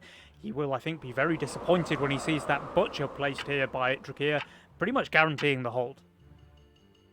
Yeah, and those are like only partial sense here from Treasure. You see, very confusing when you receive those. Like only a DT here, it's like, and he still has 60 medium to send. It's like, can I push? Can I not push? Those are difficult decisions. You need to really have faith in your build to know when you can push or not. Yeah. Now, for once, it looks like Drakeer's focus is less than perfect. His Butcher, his Windhawk did full tank the wave, keeping his Nightmare on full HP. But I mean, he just has enough units, enough value to be able to hold quite comfortably regardless. Yeah, he has enough good units on wave 5, and that's because he did the Windhawk on wave 3. Exactly right. That's a very good example of forward planning. If he had gone for that Veteran on 3, best unit he could have made on 3, but way weaker then on waves 5 and 6. And 9 workers on Drescher again here. Like, the push from this guy. Yeah, this is really impressive stuff, actually. Now, we have a full send here from Lucy, the Brute and a Snail into Chuvis's build. He doesn't have fantastic damage on the wave. His Archer didn't tank anything. I think he would have loved it to tank at least one Rocco there. Well, it's tanking now. Now it's tanking. Now he's getting a 3-way split. I don't know that it's going to be enough, though. He probably kills one more, but I don't think the Trinity can kill anything else by itself. No, that's a leak there. 46% for Chuvis. This is, I think, the first leak of the game so far. And I don't know if you take notes of that, but today, asynchronous sends here from all the teams. There has been quite a lot of that, actually. Normally in tournament play, we see teams pretty much always sending together, going for king damage, apart from very early on.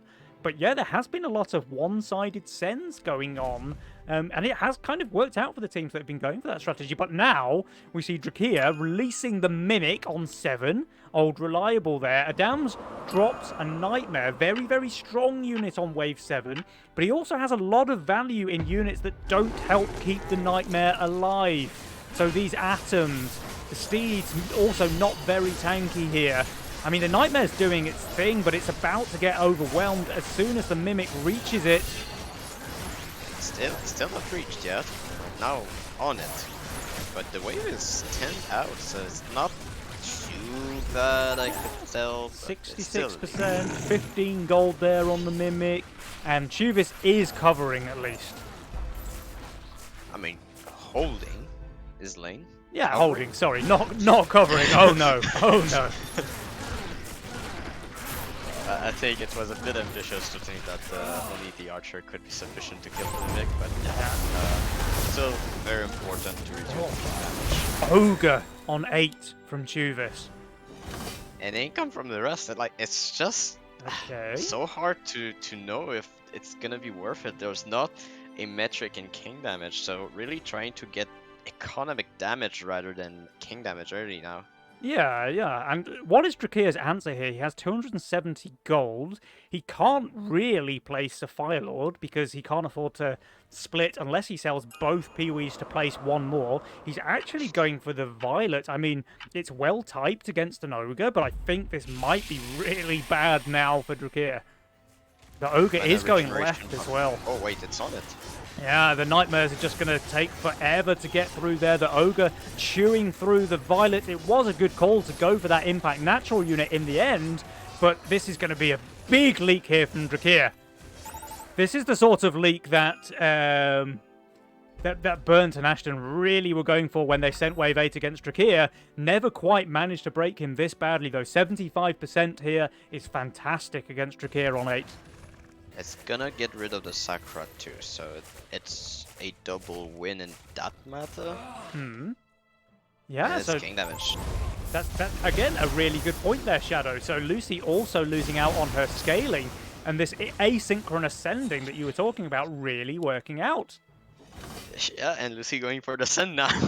Yeah, But talking about scaling, look at her workers too. yeah, she's got those 15 workers. She's leagues ahead of everybody else in the game. Chuvis, of course, has to stay high value to have any chance of holding this. But, I mean, I think he's in some trouble here, Shadow. He looks pretty weak on 9, and the Ogre is very strong against what little good units he does have here.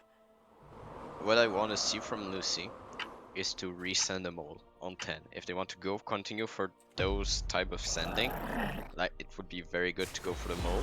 Yeah. But then you open yourself up to a 11 send, where Drashir doesn't really have an answer apart from HF or Tree of Knowledge, and Lucy's not the strongest either. So I don't think the Wave 10 is the greatest idea, but it could be something they look for if they want to just get more gold on their board through Chuvis's league. Well, this is... It's not horrendous there, 76%. It's only really 5 creeps and an ogre, and I think Adams can do at least some damage against these units before they reach the king, so they're not going to take a huge amount of king damage. They go for 10. He can't kill the ogre, though, can he? Atom? How broken? It can! The Atom's insane, dude! And the Wave 10 is decided Alright. here by Adams and Chuvis. And this is actually the first time that we've seen a team send together so far this game, Shadow. So we've got big boy sends coming out on wave number 10, Drakia and FC Lucy. Now, we do, of course, see the Doppelganger with lifesteal here from Drakia, so he should be feeling fairly confident. A lot will come down to how quickly he snipes those brutes or whether they slow the Doppel down. And Lucy, meanwhile, she does have this Trinity Archer, fantastic unit for Wave 10, but she's kind of lacking in the tank department, and I think the Archer will die before the Sakura as well. I'm unsure about that because the range of Sakura is lower, and it looks like Sakura will tank for the Archer on this one. Brutes all sniped in Drakia's lane, so he's just holding, I think. Let's go back to Lucy's lane, and the Sakura does die. You were right there, Shadow. She's still leaking, of course, 77% and a shutdown, but Drakia, the Doppelganger, can it just out-heal the boss? It can! Drakia's fully holding there against the Brute End. Yeah, very, very confused about that send from Adams and Chuvis to go on 10. I know Chuvis was weak there on 10 to recently, he did leak, but I don't think it was worth it to try and skip the press the attack opportunity here on 11 to get Drashir very. And it kind of makes it easier for Drakia and Lucy, right? Because Drakia, he does have that PTA option available if he wants it. But I really wouldn't be surprised to see him take the Vampire or the GA as well. Very good, very good spells. Yeah, I think the GA is more value on him since he already has the lifesteal on it. But he's gonna double down on it.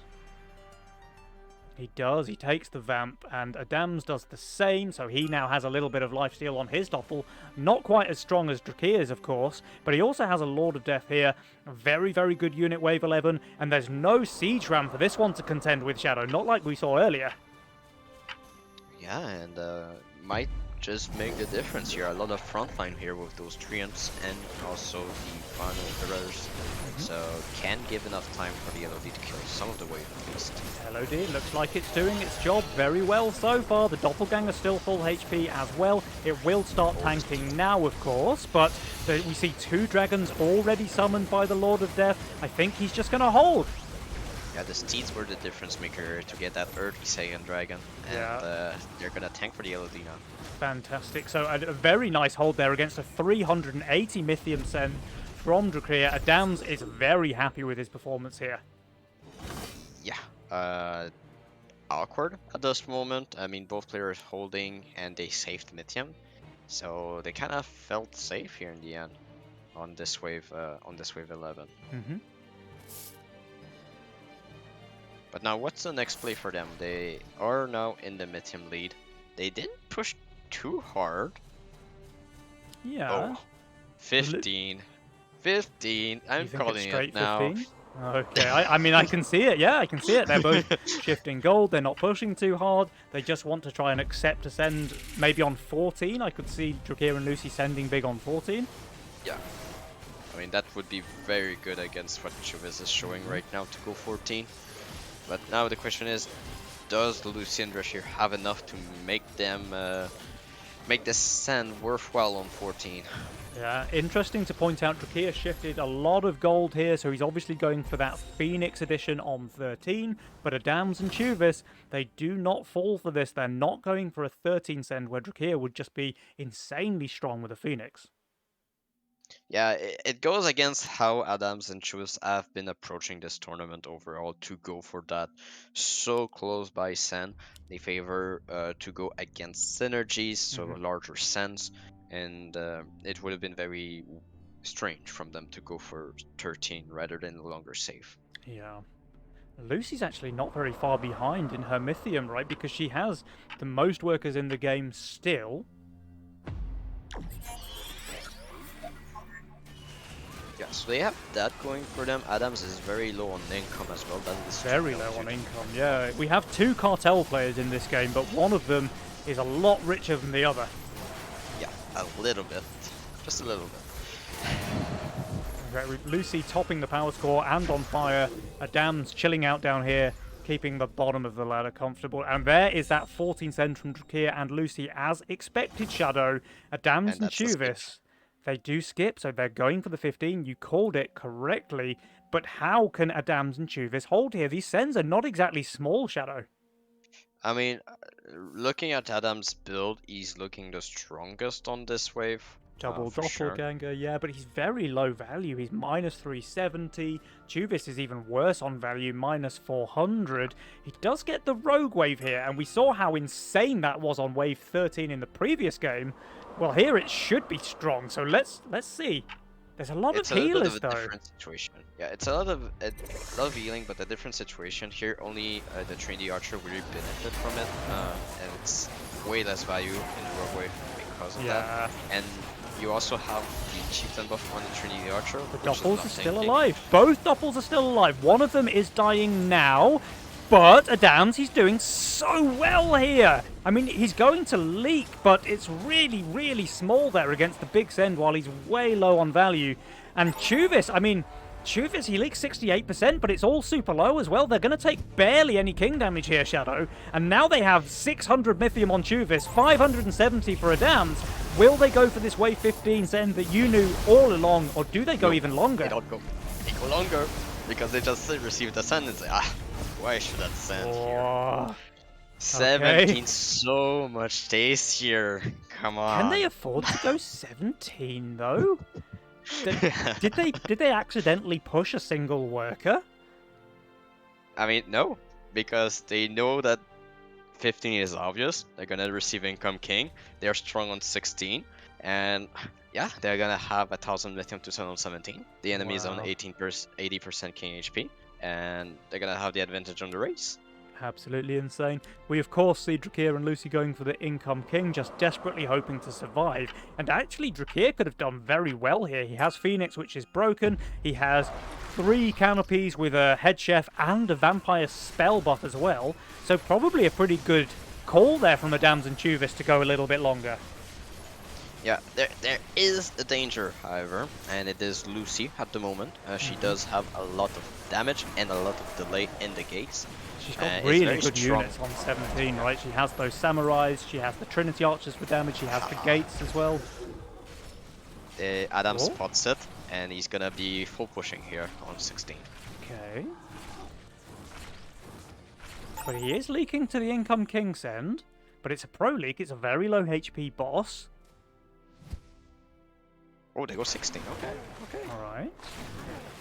I mean, the sends are very large at this point. Maybe they're worried that Drakir and Lucy will just undercut them. But actually, Drakir and Lucy are skipping that here. They're going to make sure they have a fully upgraded king, which I think is a pretty solid choice there. Drakir, very, very far undervalue. He's going to be about 750 undervalue once he's finished building. Lucy, maybe a little bit better here. She has one death cap only, and she has these badges as well, which is just pretty much dead value on 16. Yeah, I mean, the arcane defense is gonna hurt for sure.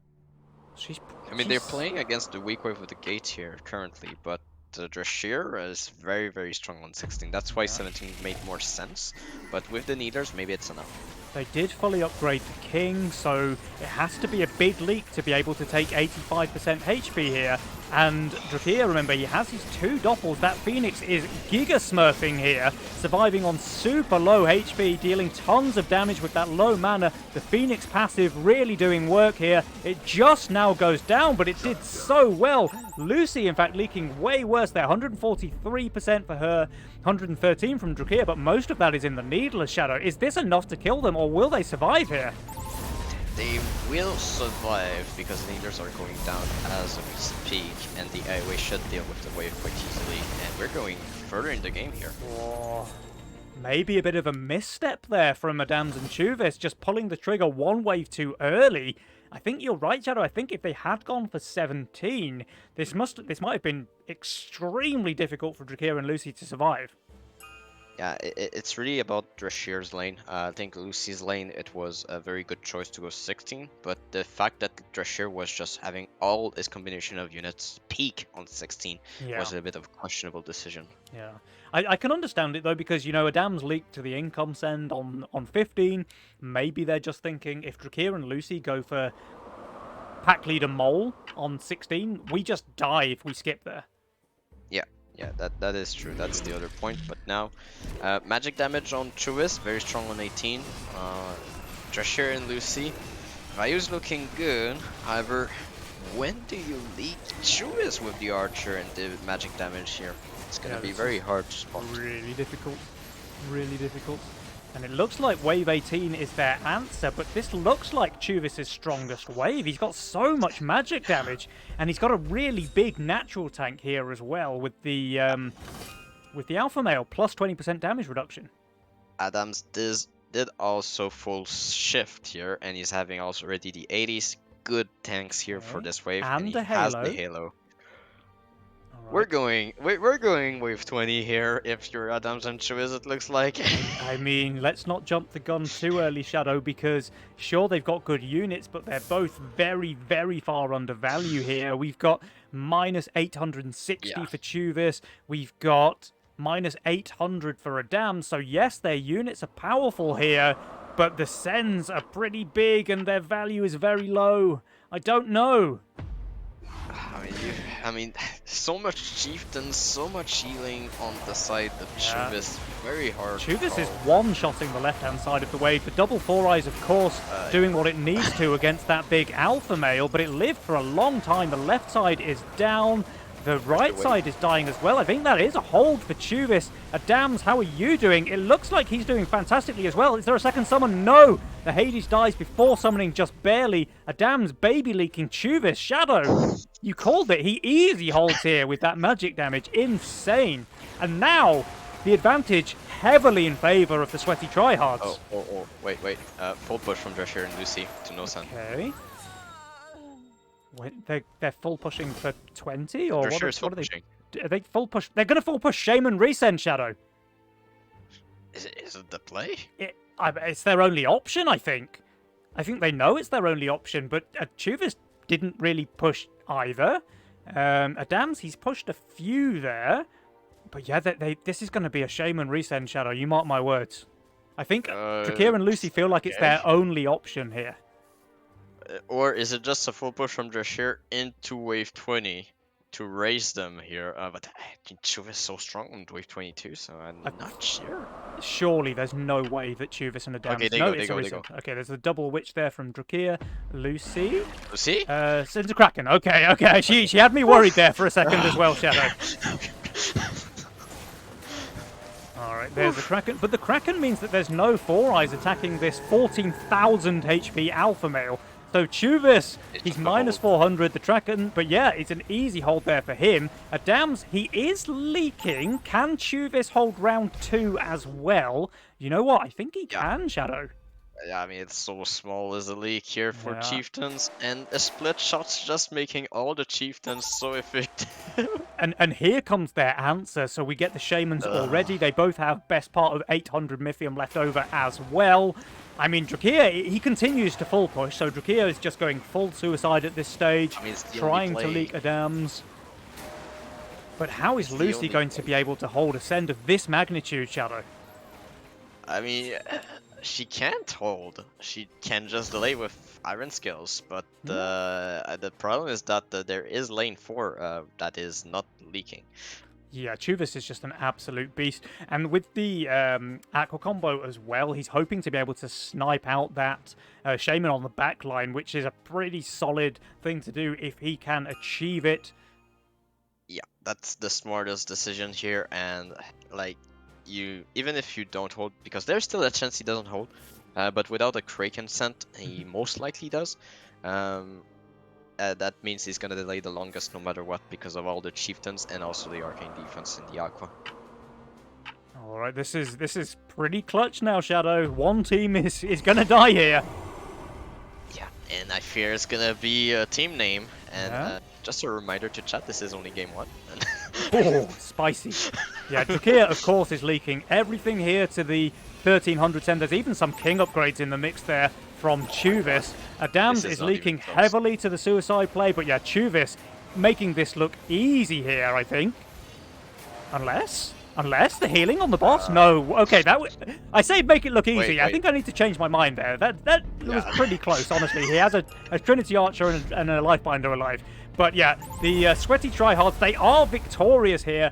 Game number 1, going to the side of Adams and Chuvis, Drakia and Lucy on the back foot, Shadow, our tournament favourites. I mean, on the back foot, that was just an insane game. I mean, can they keep up every game like this? This is just so terrifying in terms of decision making. Like, just everybody just not sending together, getting economic damage, going for a long Yeah. save mid game, just going one more wave, and oh my god, so much in this game. Yeah, this was a very, very spicy one for sure. Like you say, the asynchronous. We're gonna have to rename the June Nova Cup to the asynchronous Nova Cup. We have this leak on 6 against Chuvis, the leak on 7 against the Downs, the leak on 8 against Drakia, leak on 9 against Chuvis, leak on 10 against Lucy, and it's just the players taking turns to send massive amounts of Mythium and get tons of damage done against a single opponent, not particularly aiming for king damage, getting a little bit of it as an aside, basically. And then we see this good play here from Adams and Chuvis, holding pretty big sends respectably well on 14, knowing that they were strong there with the double doppelganger, with the Trinity Archer Rogue Wave combo of Chuvis. They could accept a leak there, it wasn't going to kill them, and they could send massive, massive amounts of Mythium on 16 to put themselves in a pretty heavy advantage. And then, yeah, the balls on these guys to skip 18 as well, very far undervalue, minus 800 on both of them. Chuvis holding with all of that magic damage. Adam's barely leaking as well, by the way.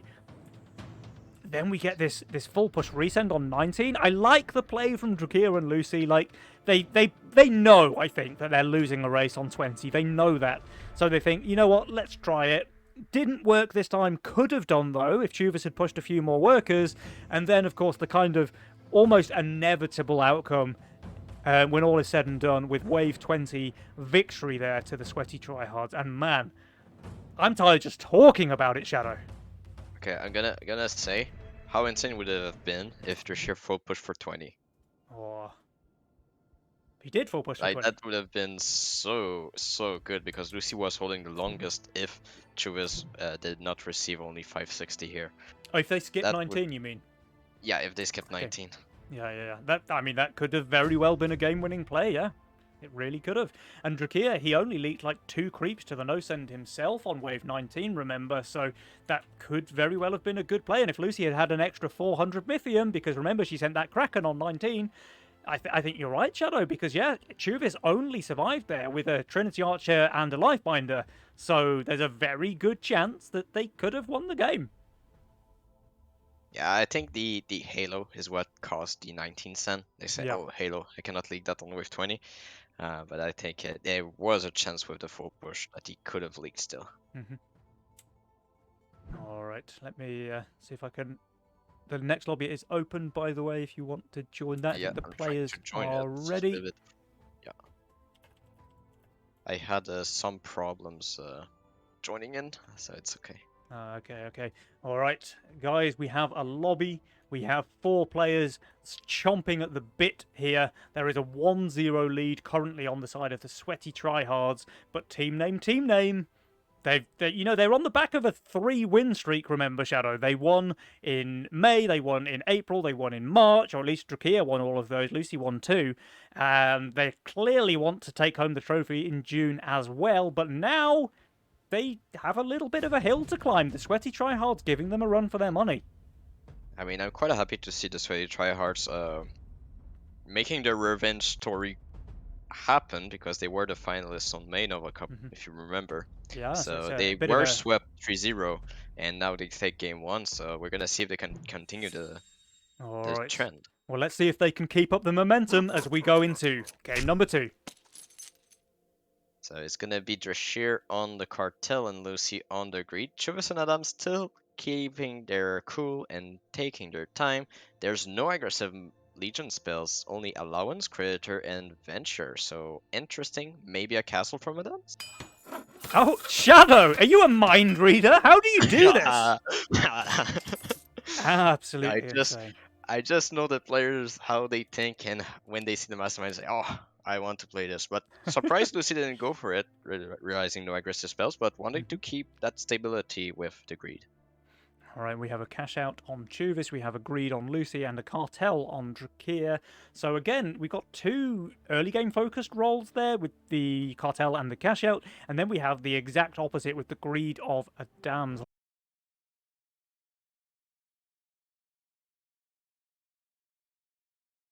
Mask most likely, or the Withersson famous opener, the Maiden Double Angler. But no, he has the Priestess, and that's stable. He has the Fertilizer for Wave 10 as well, so good setup for him. Yeah, very solid.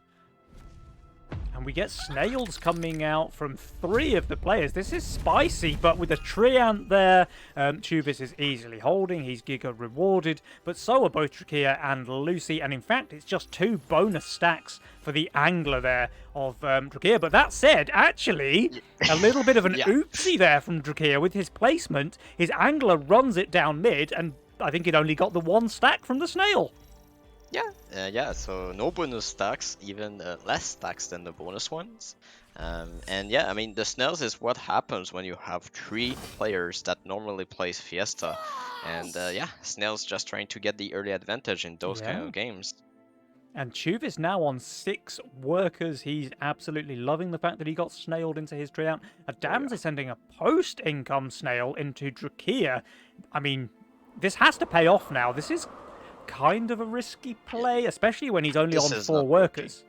Yeah, I mean, this is not working though. It's not post income. The Oathbreaker is doing very well compared with the Aqua. So his split tanking is really good here for Adams as well. The Aqua will die now, but it's already done everything it needed to. In fact, it's still alive, and it's just like okay. I'm going home. I mean, I mean, that's what happens when you play Aqua early game. Aqua is the unit in the early game that allows you to get those safe 6 workers on wave 3, and that's the exact reason why. Yeah, so the post-income snail there from Adams really backfiring, actually. It's a free 6 golden Drakia, and it really relieves the pressure on him now. He's got those 6 workers, caught up to Chuvis finally, despite Angler being a weak early game unit. Ooh, and Drashir just saving some gold as well, wanting to have this Bounty Hunter, or maybe the Fire Elemental even, skipping the Angler upgrade. Both good options. I can see the Fire Elemental actually being stronger for him there, because remember, his Angler won't be fully stacked, so it might just be better. The Fire Elemental obviously is a stronger unit than the Bounty Hunter in general. Okay, no, is this a Pro League? The Atom strangely died really fast with this aggro. Very interesting. The Treant have some funky aggro, that's to note. Alright. Worth pointing out as well, Drakia had enough to send a snail there, so if Chuvis is leaking to the 40 send, imagine what might have happened if he'd added the extra 20. Yeah, I think it's just because he sent the DT alone that the Mhm. atom was isolated long enough, so that Oh. might just be the reason why it died first. So, Shadow, do you see what I see? Dino? The sweaty tryhards, they're living up to their name again. Oh, So they went for a much more income heavy early game in the previous, but now they're going straight back into the King how upon much more was one it? Sorry, into I what, lost you. 200 on 6? Oh, Okay, so we're going to have a send on 4. We're gonna see it's only partial sense, not full sense. Tell me if you're back. I Okay, you're not think back. I'm gone. I think I'm disconnected. Oh, do you hear me, Shadow? Okay. Um, Hmm.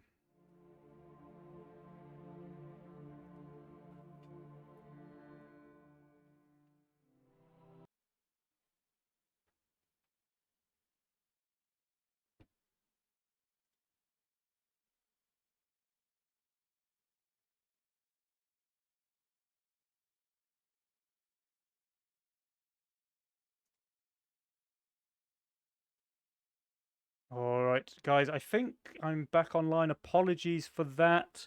Hopefully, you won't lose any of the action. I hope the game was paused.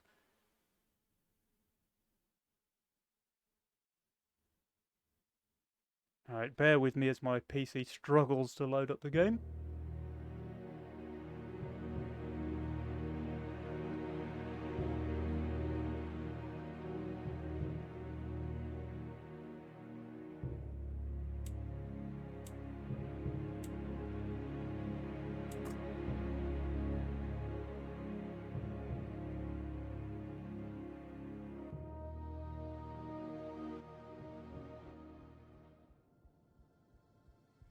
All right, I'm back in the game now. I'm going to spectate Adams.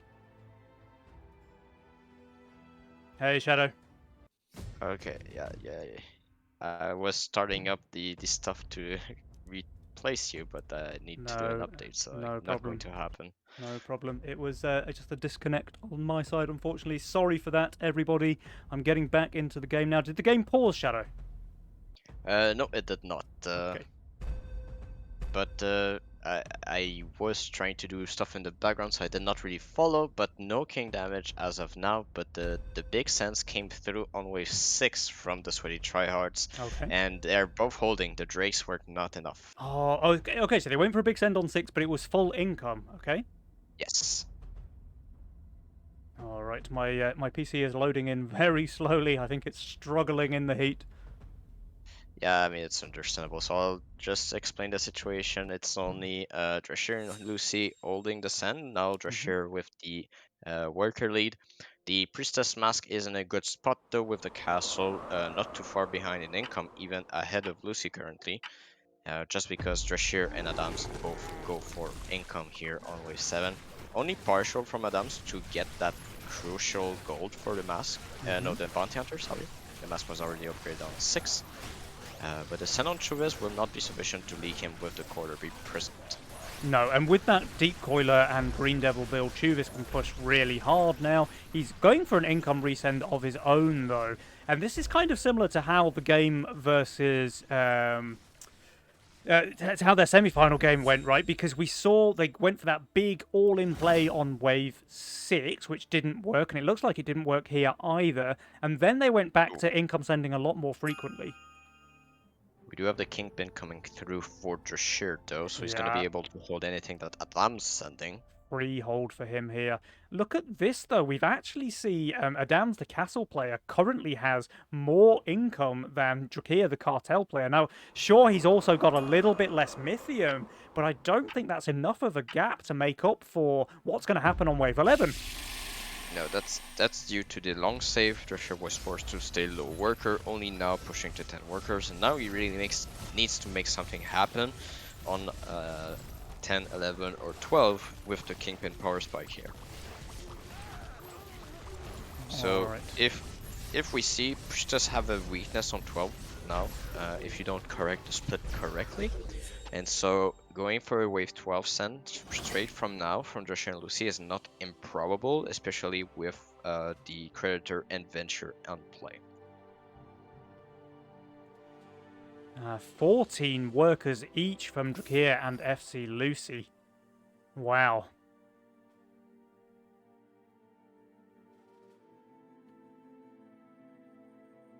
Yeah, so that's a lot of workers, and maybe it's not that wave 12 send, but I would be surprised they don't go for it.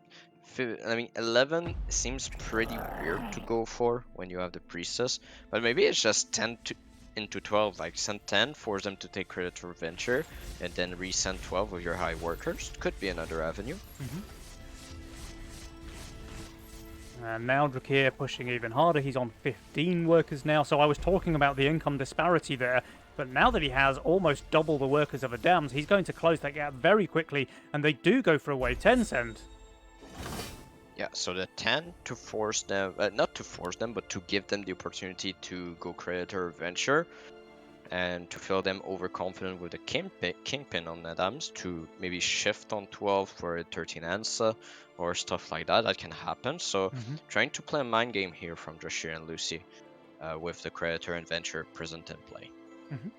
Now we've got some massive ogre sends coming out with a lizard and a snail to boot. Chuvis, he's very low value. There's no way he's holding this. Yeah, I mean, no Daphnis. It's all on the Coiler. Yeah. The Ogre's gonna chew all the Arcane in. At least he's not split tanking the ogre there, so that could have been very bad for him. He's still leaking, of course, but at least he doesn't waste like 1,000 damage on the ogre, right? That's 74% there for Chuvis. Adams, he's not holding either with his Priestess Mask build, but again, this is not a terrible leak either. It's not terrible leak, but it's the first king damage of the game here. Yeah, and that's important. And this is still a pretty much full HP ogre and two decently healthy bosses as well. They're going to take some 50% damage here at least. Yeah, but you know how I said, okay, they're gonna send 10, they're gonna go 12 afterwards to open up themselves into a Creditor Venture play to try and counter it? Well, guess what Adams and Chuvis do as an answer? They just don't push a single worker. Okay. And then go for income sends on 11? Yeah, because if they cause a leak here on 11, then it's longer waves, so Drashir and Lucy might say, oh, okay, we're gonna utilize this time to send bigger on wave 12 where you took the Venture and Creditor, and we're gonna leak you big. This seems very, very odd to me that they don't push a single worker there for the sweaty tryhards. I mean, I'm sure they know what they're doing, Shadow, but I don't see it myself. I mean, it's heavily dependent on Drashir and Lucy going wave 12. Yeah. They just saw that, okay, they sent 10, then their next play is to go 12 right away because there's two spells that allows us to scale better. And if you don't go for that, then we'll have enough gold on 13, and so you'll be forced into a long save. So they just bet that Drashir and Lucy don't want to go for a long save here. And it's an easy hold there from both Drakir and Lucy against the Income Kings. And they do, in fact, want to go for a long save, Shadow. They're saving their Mythium, and they have significantly more workers than their counterparts now. 18 for Drakir, 19 for FC Lucy, versus the pitiful 9 workers on wave 12 for Adams. This is some Burnt Das Brot level of workers that we haven't really seen so far on the cast. Yeah, but that makes sense for Adams and Chuvis because of what I explained. It's heavily reliant on the 12 cent. Now that it doesn't come through, that means that Drashir and Lucy just see through their plans to overbuild here, and that allows them to be under little pressure and still force something like 14 or 15 even, despite Adams having the Priestess. Now, I mean, Chuvis has his Venture. Adams has fully greeted his Creditor every wave, and he has to do it again on 13, by the way. He cannot afford to play safe on 13, like, while he has 9 workers. Yeah, he has Priestess Mask here. He's gonna have an Arcter as well, so I think this is quite safe for Adams to greet the Creditor. Yeah, I mean, he simply has to. If he doesn't, it's the same as forfeiting the game already, I think. Yeah, but it's very awkward for Lucy and Drashir right now because they need to be confident that their next send is gonna be a leak. And that's the danger, right? If you play the same game as your opponent and they are going for a lot of value, you kind of may need to make this worker difference work and not oversave and cause yourself to leak, or just send too early for them to catch back up in workers afterwards. So it's this strange interaction currently in place with the Creditor and Venture in play. And I guess it almost has to be a 14 sender. Yeah, there it is. We see the double ogre and the mole coming out from Lucy.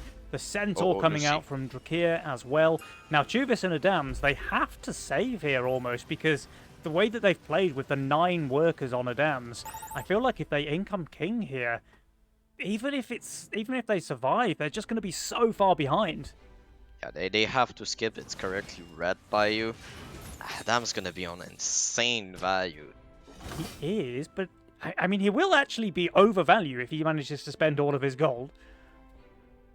I mean, he will be able to spend all of his gold unless he is someone that just have low APM, just like Stoican. But I think he's safe with that. Yeah, he seems to be spending the gold, so very well played there. He did not prep masks last wave, and that will come back to haunt him here. He's also selling his higher split on the mask there, which I don't necessarily agree with. Archer split thinking maybe with it. I think this is happening. I mean, these are big sends, 720 each. In fact, the Priestess tanks are very little there. Is it tanking like a Brute and 1 creep? Yeah, that's basically what it's thinking right now. I mean, he needed it to tank more than that. Okay, interesting placement there for Adams, but it looks like with his 3.2k value on 14, he's doing fairly well. He needs to, because Chuvis is leaking 160%, and Adams, you have 9 workers, you have 3.2k value, and you're leaking 100%. I mean, they die here, Shadow. I feel like it feels kind of deserved, to be honest. Yeah. So we do have team name just striking back pretty convincingly against the Castle of Adams here. They felt very comfortably in control of this game. I mean, obviously, unfortunately, we did miss the action on Wave 6 there due to the technical issues, so apologies for that, guys. You can see it here. There was only income sent. There were easy holds from both Drakir and Lucy, and the rest of the game we caught up to just fine. We saw big damage here on 10. We saw income sends on 11. We saw Adams on 9 workers, Wave 14, leaking 100% of the wave, and we see team name, evening up the score. The grand final is now tied 1-1. Yeah, I mean, it's just the wave 10 that made the difference here. The decision to not push a single worker. I mean, that's in reaction to just, you're gonna send me 12 afterwards. But I think if they wanted that, then you don't send on 11. Like, you don't push worker, you don't send on 11, and you force a 12 yourself as well. Yep. I think, like, if you want them to send 12, don't send them on 11, and then they need to question, oh, wait, did they push for a 12 afterwards? Yeah. And it's just that little interaction that wasn't too convincing and just changed completely the game. Yeah, it was a pretty rough one there. It did feel like a lot more of a one-sided game. The first game, of course, came down to a race practically on Wave 20, and now we see team name just really far ahead, it felt like, of their opponents throughout the game. Adams and Chuvis, they made a play there, not pushing a single worker after their leaks on 10. And maybe if they both hold 14, it can work out for them, but if you're going to do a 0 worker push like that and still leak 100% plus when they send, I mean, you know, the game is doomed. Yeah, that was the big issue. Like, Adams had the potential to do well, but he didn't prepare accordingly for 14. He prepared for 13, which I think is a bit of a mistake with Priestess. Also, his aggro on 14 wasn't the greatest with Priestess, but did protect her quite a long time still. But is it the right choice on 14? It's still questionable. Yeah. All right, Shadow. So now that we have a series tied 1-1, do you have any favourites again? Because now we're basically playing a best of 3 only, with both teams neck and neck. We've seen a couple of interesting games so far. Who do you favour now as we move into game number 3? I mean, I need to hand it to Drescher and Lucy still. That was my initial prediction. They did lose the first game every single time yesterday, and they kept it, and now they should be able to keep up the pace. But now Lucy tempted into the castle here. Okay. It's gonna be cash out on Drescher, and Adam's going to his faithful Chaos here. Alright, I mean, if there's one person who knows how to abuse Chaos, it's certainly Adams. He is a Chaos main on the ladder, tilting players left, right, and centre. And we get Chuvis Fiesta. That's very, very spicy. Although, I've got to say, Shadow, if you look at Chuvis's role, that's a little bit of a sad Fiesta role. I mean, it has to be a Devilfish opener or a Seraphim with 2 Polywogs. As a Fiesta, you can add then the Gargoyle. Still a little bit vulnerable on wave 4, so a little bit awkward, sure. But oh, he's gonna go Green Duel instead. All right, so not making it obvious that he's playing Fiesta, but I guarantee he's going to push really hard now. Probably hope to see a snail send on 2 from Lucy, though I doubt that will come as she's playing Castle. She wants to keep it slow. Oh. She's going for the snail.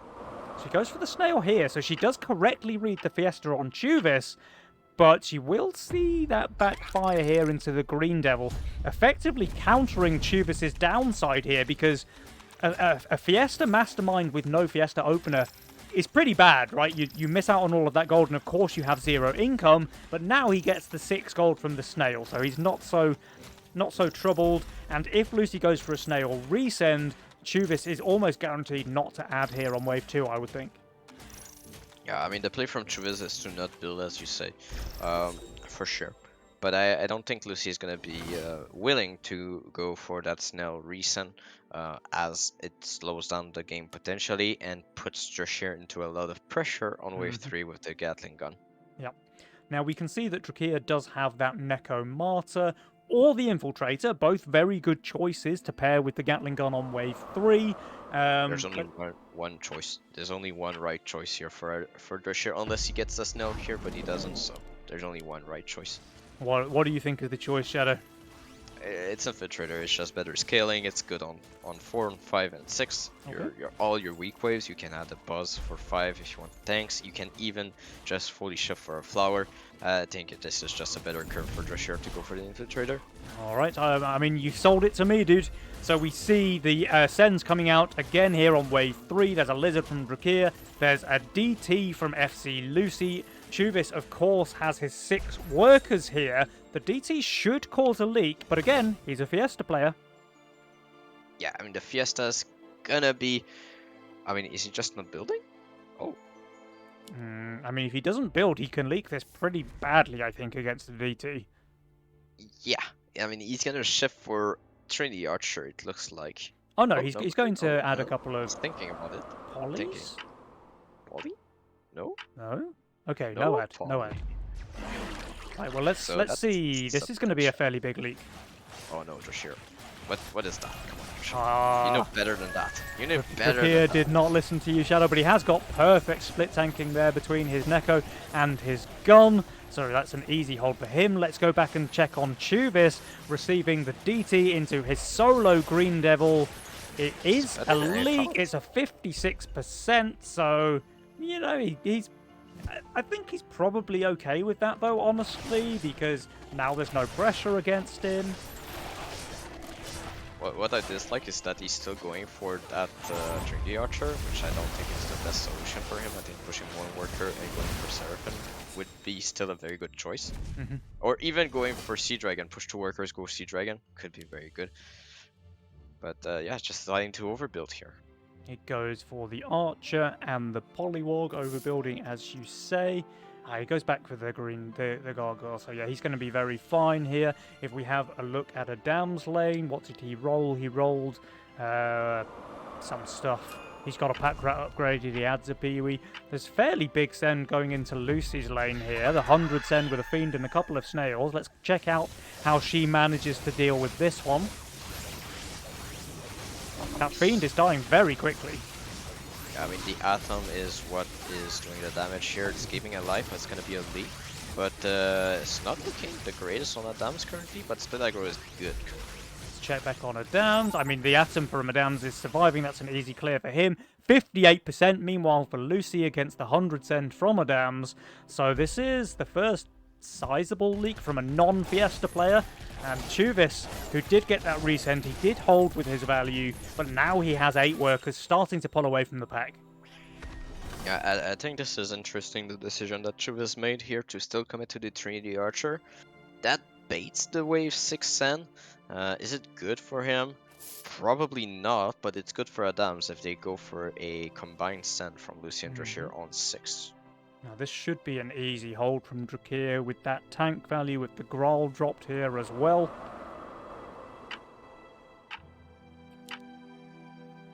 So it's only Chuvis going for the Sen, so a little bit of a repeat of what we saw as a tendency in this tournament. We're gonna have a lot of sending not together.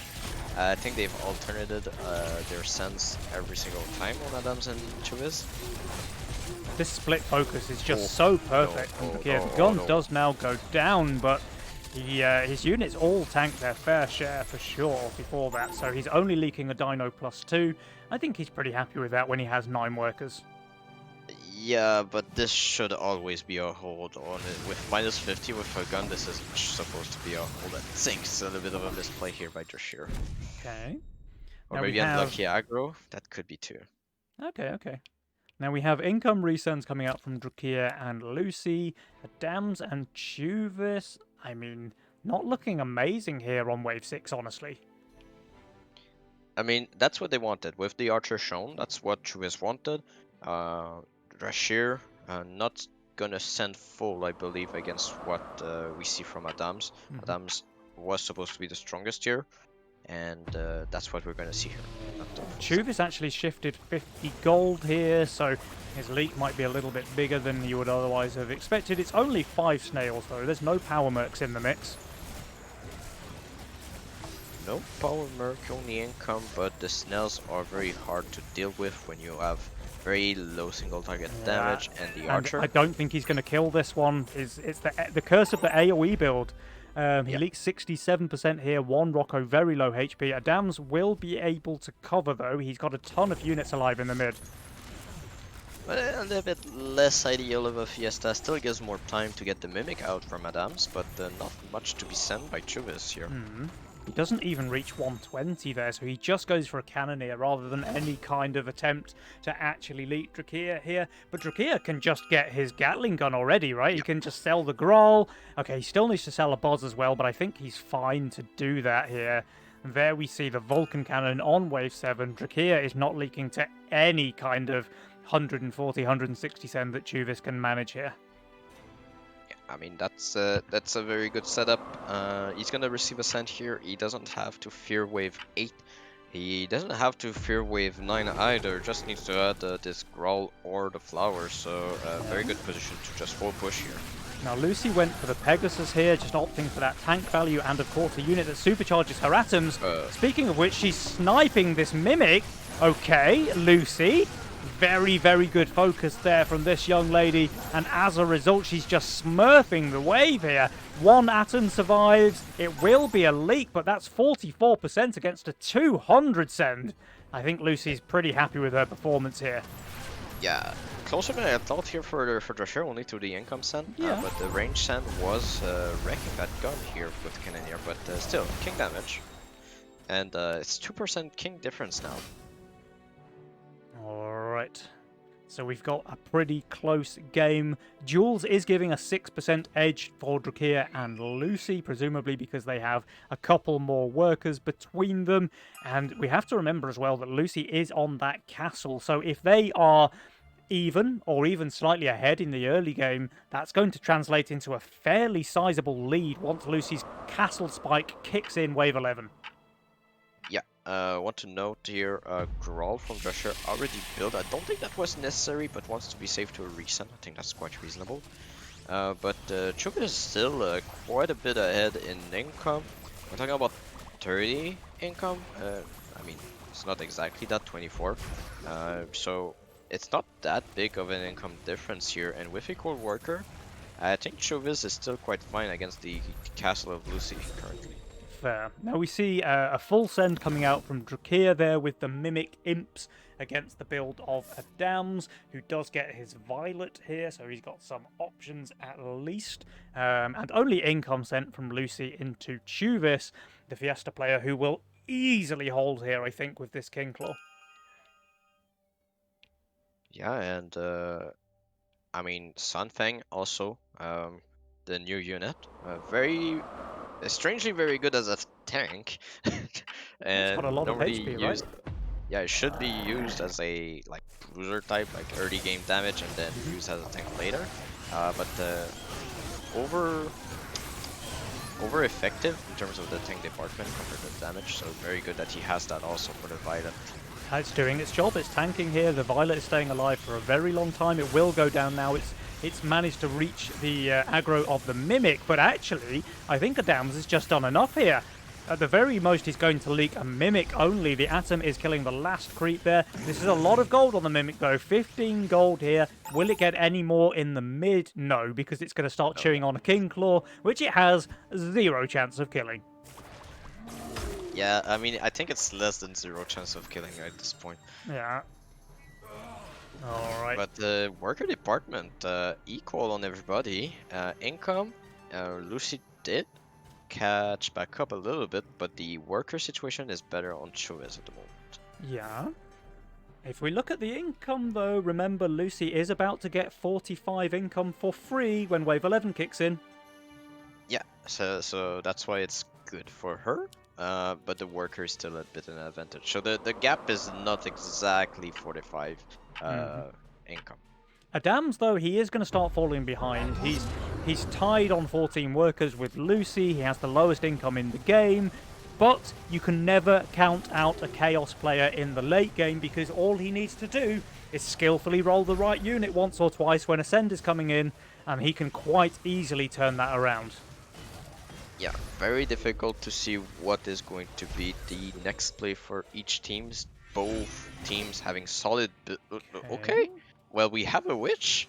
A solo send here, Shadow, against Drakir, who has got a couple of King Claws, actually. Pretty strong units there. And I think they're both going to cast immediately on the wave as well. It depends on how many snails there are. Not that many, right? I think he can maybe afford another 100 Mythium. I mean, if there are all snails, then one spell is gonna be wasted on those snails. Surely. Let's find out. I mean, I think he can afford a Dino as well, which might help. Let's see. Adams is saving. There's the Dino, yeah. And I think another snail as well. Let's see. There is the Slam. Okay, I like the Dino for that reason. We do see the first Froggo going down. Good split tanking here from Drakir with his gun, really using that fortified HP. It looks like it will be a leak, but really not a big one at all here. Very, very nice positioning from Drakir. I mean, this sand just speaks to me that they want to go like 13 afterwards, which is a bit questionable still, having the Avenger. But no, wait, Adam's going 12? Okay. Okay.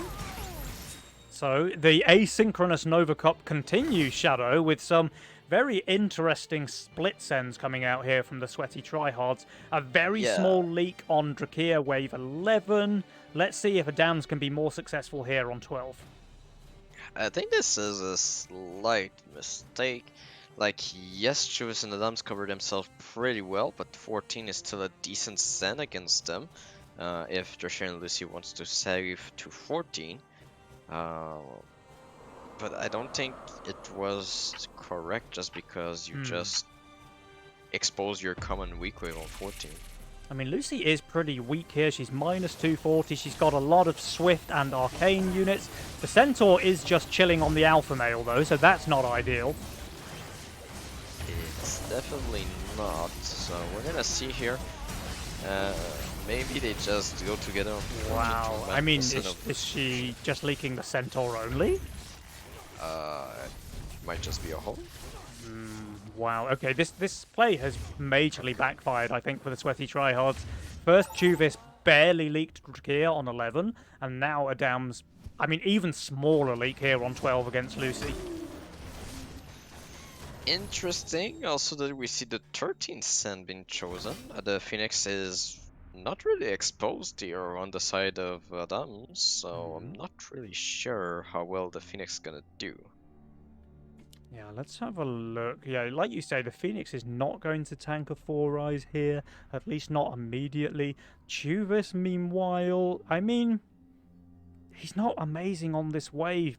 I said that in a previous game where he had Tempests and Trinity Archers and Rogue Waves, and he proved me wrong. But here I feel like he's going to leak fairly decently. I mean, you know what's the difference? He doesn't have Rogue Wave. Yeah, he doesn't have Rogue Wave. Or Leviathan, actually. True. And Archer is split tanking quite a bit. Oh, this Phoenix does pull the 4 Eyes that was on the split very quickly, actually, as soon as the split dies. So this will be a leak from Adams. Let's have a look back over at Chuvis. The Trinity Archer staying alive. Kingclaw does miss its second spell there. This will be a chunky leak. Adams 107%, Chuvis 94%.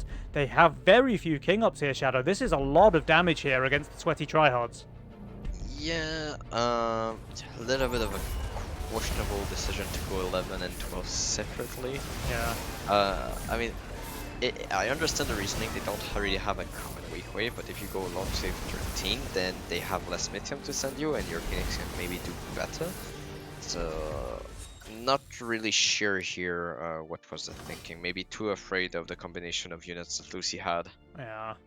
But the other thing about the split send is it means that Drakir and Lucy can both push effectively because they know that the other one will be able to cover in the worst case. So Yep. it gave them the aggressive edge, it let them save a bit longer, it let them send this massive send on 13, and now as a result the Sweaty Tryhard, they're on 18% King HP, while Team Name, they're still on 100%. This is going to be a very, very difficult ask now for Adams and Chuvis to come back into this game. Yeah, very difficult to see what's the next send also for Chuvis and Adams. They did push quite hard. Chuvis does have a lot of Mithium, so 15 is probably what they're looking at, but Lucy's looking quite strong on 15 already, so I'm not really sure. Yeah. I mean, we do see a lot of magic damage, so if they feel themselves and want to take a risk, then going 16 is possible, but not recommended here with the values. I think sending Wave 15 against Starcaller with Magician and a full circle of Pegasus is very, very risky because that build can put out some insane damage with the Starcaller sending out shots every couple of seconds, the big shotgun Starcaller, and of course the Pegasus very effective damage and armor typing on Wave 15. So Adams and Chuv is making a good decision here not to send into the build from FC Lucy. But Drakir and Lucy, they don't send either, and I think Adams and Chuvis, they can be in quite a lot of trouble on 16 themselves. Yeah, I mean, I thought that they could have tried to go 15, Drakir and Lucy, because I thought that they would recognize that the values are not really there. But just staying close to value on, I mean, not staying close to value for Adams and Chuvis, but trying to stay close is what I wanted to say.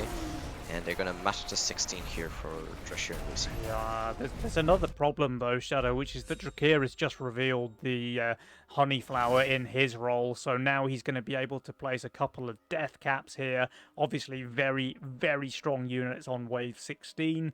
They're at the very back of his build. They'll stay alive for the longest time, dealing a ton of damage against the wave. Chuvis, of course, is sending auras with his send, knowing that those flowers are going to be there. But Drakir, despite being minus 935 value, he's got a very strong build on this wave. Yeah, the problem with Imps also is that, yes, it's tanky for the gun, but it might have some issues surviving the flower damage. So we're gonna see how this goes. But, interestingly, Drakir and Lucy, they're feeling so confident here on 16 with their builds, with their fully upgraded King spell. They don't even send their Mithium here, so assuming that they survive, I think this is just an almost guaranteed win for them at this point. And Drakir is doing very, very well. He's gonna leak, but it's only 76%, and that is on low health as well. And Lucy's doing even better than this. She's leaking just 3 creeps and a centaur, 2 25 gold shutdowns, nowhere near enough for the sweaty tryhards to get back into this game. Yeah, oh, okay, they straight up go for 17. I think that's... I mean, it's good because the Phoenix not gonna do too much. Also, I think there's an LOD out there. Yeah, there's a Hades. So I think it's, like, quite reasonable to go here. Yeah, these are some massive sends now. We've got double Kraken from Drakir into a Downs. We've got triple Ogre Pack from Lucy into Chuvas. I mean, Chuvas has a ton of magic damage here. He's got a lot of those life binders. Is he even building for 18? I think he is. They're expecting the 18 send, and that's going to bite Chuvas in about 17 seconds' time when the wave begins. I don't know, Shadow. This is rough. Drasher and Lucy learned from one that they just realized magic damage is good on 18, so they just decided to go for 17 instead. Yeah. So I mean, these guys are going to need an absolute miracle to survive here, Shadow. There's 1,040 Mythium walking into a Downs lane. 960 for Chuvas as well. His magic damage, he made the gamble to full build for 18. It's a respectable call, but it's not one that's going to win them the game, unfortunately. Adams is getting completely overrun. This is going to be a massive leak on him. Flick back to Chuvas. He's doing very well. 93% there declared by Adams. Chuvas is doing better than this. Well, 94, okay, a lot of it's low, but with only 21% King HP, there's just no way. There's no way. The team name, they take the lead back into the series with a 2-1, now winning game number 3. Well played. Yeah, I mean, I think the thing is that Adams and Chuvas just tried to force too much a weird game. Like, they tried to make it super weird with 11, 12 cent. To make it awkward for Drasher and Lucy to try and find a wave they want to send on. I think they just bet on them to send on 14 with those kind of weird sends and say, oh, okay, we're gonna save one longer because you just sent us. But they kept strong and went for 13 still to get the initial big damage on them. Yeah. I think more to the point as well, this really risky, like, mid-game split sending from Chuvas and Adams. Maybe if they get big leaks, it can be worthwhile. But if you're leaking 2 creeps and a witch on 11 and just the centaur on 12, then this play is just never going to work, Shadow. They don't get enough economic damage done. They don't get any king damage whatsoever. And as a result, they just take nearly their entire king HP in return on 13 because Drakir and Lucy were able to push while saving. And yeah, the game just felt impossible already after wave 13 for Adams and Chuvas. They made a decent show of it with some return damage on 16, but they had no chance of holding those 1k sends on wave 17.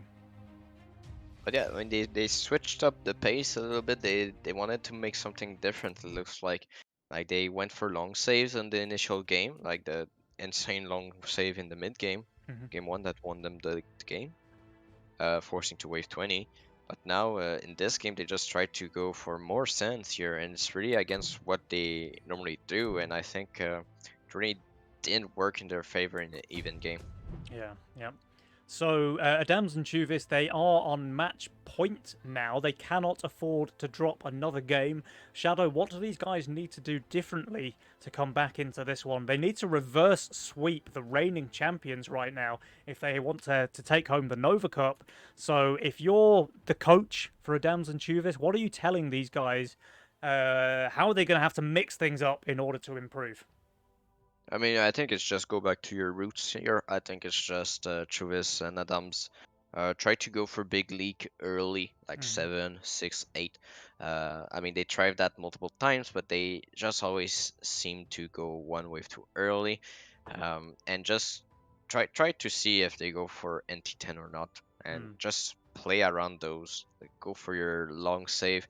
You're stronger when you control your pace of the game, when you make it strange for the opponent, like counterintuitive. Like Drasher is very good when you're following a certain line of sense, and if it's not really what he expects, you save beyond a wave he would have expected, then it can become really difficult for him to hold then.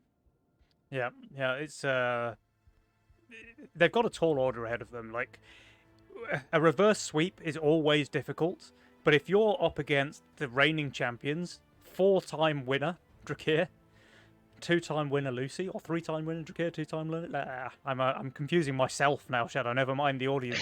But when you're playing up against the reigning champions, like winning 2 games back to back is gonna be tough. Adams and Chuvis, though, the way they played in game number 1 was very, very strong. So if they can go back to that kind of play style, and it's pretty much exactly what you said, right? Because the game that they did win in game number 1 was when they kind of accepted to send on 14, allowed themselves to leak there, but not too big, and then in return they got this massive counter send on 15, dealing the killing blow to Lucy and Drakir. So they kind of need to go back to that style of play, mix things up a bit, knock Drakir's game sense out somehow, and then just try to clutch a win somehow. But it's really not going to be easy against players of Drakir and Lucy's caliber. Yeah, I mean, you want a messy game, but you don't want to overly force it, as you've seen in the previous game. Previous game, they tried that. Like, it's not always working. It's working very well if you have a lead, what they did last game. And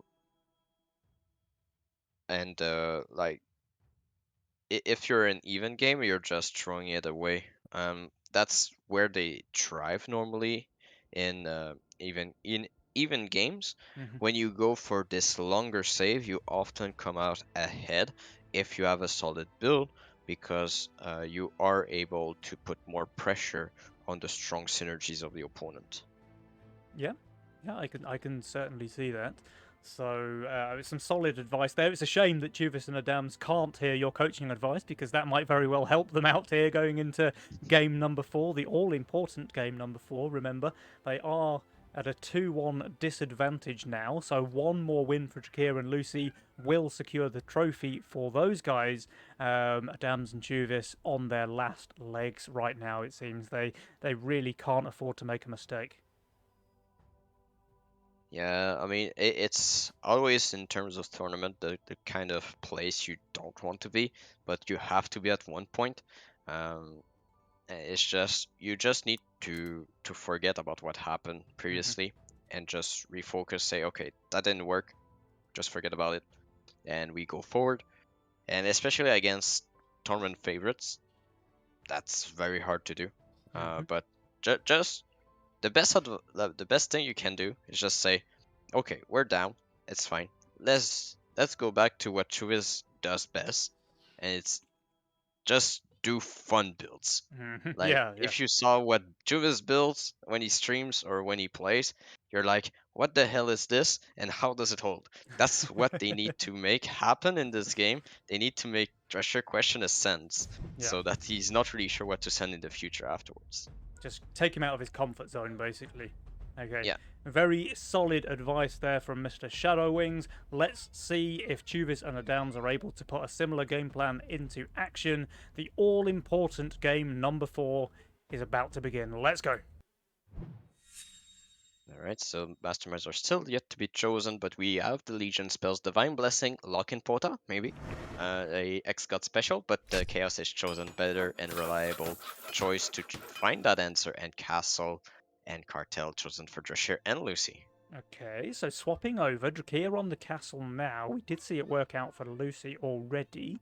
And Cartel, okay, a bit of an interesting pairing there. So one of them's going to be strong in the early game, one of them's going to be weak in the late game, or strong in the late game, sorry. And meanwhile, Adams with his Chaos again. Pretty solid pickup, honestly, when there's Divine Blessing in the game, because, you're pretty much guaranteed to get one of those powerhouse units like a Priestess or a Nightmare or a Dread Knight or something like that to take the Blessing. And we've got Chuvis on the cash out. Yeah, cash out on Chuvis, and he has the gun Chloral Pixie. Okay, this is a very strong combination with the gun changes that happen. It leaks very little now to 2 Snells on 3, and very excited because I think Chuvis knows about it, but will he do it? That's the other question. He might be boring and just go Crusher 6 workers, but I hope he does not, but he does. Okay, he goes for the Crusher there for Chuvis. He doesn't even take the gun in his role, or the Pixie, actually, so you might have wanted the fun build there, Shadow, but unfortunately Chuvis is going for a Crusher, and who can blame him, because this is really all to play for here. Game number 4, they have to win this one. and he's also not sending on wave 1, but solid build from Lucy here with the Yozora Yeah, Opponent. and she has the Sea Dragon as well, so she's effectively unleakable before wave 7. It's such a strong early combo, and she's even Cartel, so there's just no chance really of Chuvis leaking her anytime before wave 7. And Adams is a bit short on the Angler, so no Angler here for him on wave 2. Oh, Chuvis does continue to save, but this is just going to be easy rewarded here for Lucy when she drops that dragon on 3 and holds pretty much anything that Chuvis can send against her. Okay, there is a possibility that it's very far-fetched, okay? Maybe just go 4 with Adams to try and punish that Priestess. Very little he can do to leak the Yozora Sea Dragon on wave 4. I but mean, he doesn't maybe... know about the Sea Dragon, though, and Yuzora by herself can be vulnerable to something like a Fiend or even a Dino, depending how much time he gets with his 5 workers here. But with the Sea Dragon, it's just basically no chance of leaking. I think it's just gonna settle for the Fiend here. Yes, he does. Oof, okay. So nothing too fancy, but yeah, I mean, I think it's better for him to send income here rather than save more, because the Yozora Sea Dragon, as you said, is just so powerful. And knowing how strong her build is, by the way, Lucy just goes 5 workers regardless. She doesn't care that Chuvis's Bone Crusher could be 6 workers. She doesn't care that he saved on wave 1. She just goes straight in with that Sea Dragon Yuzora, knowing that she's so strong here on wave 3. But Drakir, though, he gets a 60 send. The Lizard there, it doesn't tank a Boss Death Rattle, so it will get that pierce damage into the Priestess. This might be a bit of a leak here. Does it get the healing? It does. Does get the heal, so I think it's just fine. And of course, the Sea Dragon Yozora just easily holding the 80 send here from Chuvis as well. So Drakir and Lucy, this is a pretty solid start here in game number 4. And 7 workers on the castle player. Yeah, 7 worker castle player with a consort, with a priestess. Drakir's feeling very strong here. There is income resends coming out against Chuvis and Adams. This could open up something like a straight 7 play for them, and they are sweaty tryhards after all, Shadow, so I can see something like that being the result. This is the one weakness of Drakir's build. It's gonna be the 7. And with the send here on 4, it might just be enabled. Remember, the Bone Warrior is also very good in the early game, and so can hold in low value if it needs be. And it's looking pretty good on Chuvis. Weird aggro, but that's what we want to see here for him. Yeah, this looks pretty solid. The Fire Archer, I think it can tank the 2 chickens. It can certainly tank 1, so if it gets the kill, yeah, it's just going to survive. That's a nice hold for him against the DT send. There are resends. It's only 1 snail, though, from Lucy, so maybe not wanting to gift them the wave 7 send. And knowing that they have at least a decent chunk of Mythium left over, Chuvis and Adams may feel pressured into sending wave 6 themselves. I think he's going to be fine. I think the Slime Siren is going to be quite good on wave 6, and he can up the split as well to reduce the pressure on the Archer. So we're going to see what it accumulates to. We also have the possibility of another Gate Guard here on the side of Adams. Wait, no. Yeah, a couple of Gate Guards very strong, especially against small sends, right? And a small send is all that Drakir and Lucy can really afford. I think the worst case scenario would be something like a couple of Brutes on wave 6, which is a threatening possibility, especially with Adams pushing to 8 workers here from the snail send. Okay, I think that's a mistake from Adams, but looks like he's going to pay off. But Drakir and Lucy, they save their Mythium here. Okay. So it could have been dangerous, perhaps, if they'd gone for a double Brute send, although I think Drakir's just shy of that 120 Mythium, actually, so... Yeah, a little bit short on it, but it's... I mean, I think they would have went for it if it was a possibility for Drakir. But not happening. They're gonna match them on 7, it looks like. Yeah. Recognizing that they are weak on that set wave. Chuvis built a Dark Mage here, by the way, which is... You know, the Bone Warrior line is a really good early game unit, but the Dark Mage is kind of the exception to that. You only really want it in the late game when it's buffing a very strong unit. I mean, sure, it's buffing a Slime Siren, but I don't know. Maybe he could have found a better use of 95 gold.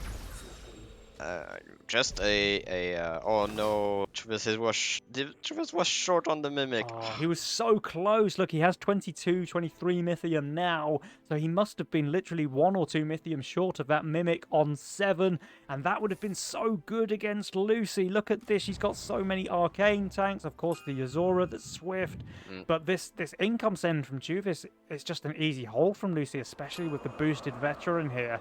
And we have an Azeria here from Drakir. Yeah, little scoop here. I think Doofus is in the chat right now. He remembers how this went. It didn't go very well for him. He did lead the whole wave while sent a Mimic. And it is a similar scenario. The Mimic is under fire. It will be... Oh, it dies very quickly. That's a Mimic snipe there. And now Drakir's Azeria will heal. That's just a full hold, right? There's no way the creeps can kill the Azeria. That's the difference. Yesterday, the Priestess did die as it killed the Mimic, but now it survived just barely. Yeah, and so that's an easy that's hold the from difference. Drakir. This game, Shadow, we said how important it was for the Sweaty Tryhards. They need to win this, but it feels like things are already starting to favour Drakir and Lucy. I mean, that's a long save, not working against a castle player. Castle player at 10 workers can make that even higher. 11. Chuvis, the cash-out player, an early game-focused mastermind, remember, only on 8 workers here, despite Drakir not having very much pressure against him whatsoever. Yeah, and look at the income from Drashir. Look at the income from Lucy. What's the difference between the two masterminds? Yeah, I mean, Drakir is very close, and he's also keeping up at the top of the power score there. He's ahead of Chuvis and the Dams. And you want to know why Chuvis is solo workers compared to the others, despite being Drashir being long save? Go ahead. It's just because Drashir, the entire game, hasn't fully sent a single time. It's just 20 here, 40 here, 20 here, 60, 20. It's just partial sends here and there. He's using really all of his keeping him momentum in guessing. the end. Yeah. But it's just very hard to push workers against this type of play, especially in the case of Chuvis, who is highly reliant on having some weird builds, and like the weird builds works pretty well if they're getting long saved or sent a lot, but not in the middle, because it relies on knowing what your build is capable of. But when you just place your units like Chuvis does, it's very hard to know even yourself the strength of your own build, rather than be reliant on what has been sent and what has not been sent. Well, now we have income sends again coming out on wave 9 against Juvis and the Dams, who should be fine against this. I gotta say as well, Shadow, Juvis was 8 workers on wave 8, and he still leaked 4 creeps to a single Dragon Turtle. This, we can see him at the bottom of the power score chart, and it feels like there's a reason for that. He's having a bit of a rough one this time around. Yeah, and it's gonna be a large send here, 160 towards his lane. That's the full release now from Drashir. So yeah, really keeping him guessing so far for the whole of the early game, and now he goes for a bigger 160 send. It is going to leak him, of course, because Juve is pretty weak on this wave, and despite not really pushing very heavily, he's also managing to be 150 undervalue. Yeah, and that's a big leak here from Chuvis. 71%. Adams, of course, is holding his lane. He's going to be able to clear up most, if not all, of this in the mid. But Chuvis is just struggling in this game. He's desperately gasping for air. And Drakir, the man who's keeping his knee on his throat, is also about to hit that castle power spike and just snowball to the moon. Yeah, and Adams is hoping for a ram here. He gets it. Or will he send it? Does he send it? Shaman. Shaman? Okay. I mean, there's a halo there, which I guess he can just sell something to make it a radiant halo. But the shaman feels like a very weird send, Shadow. Yeah, I think like the best choice would have been the ram. Yes, it gets nuked by the halo, but at least you reach the halo. Yeah, right? I mean, it still takes a long time for the halo to kill a ram as well. By the way, like, it still has the range damage resistance. It still has a lot of HP. But yeah, I mean, the 2 snails are going to die very quickly. Yeah, and it's gonna go straight into the boss afterwards with the 2 halos now, and the extra walking time can make a lot of Halo, difference. I think, will die.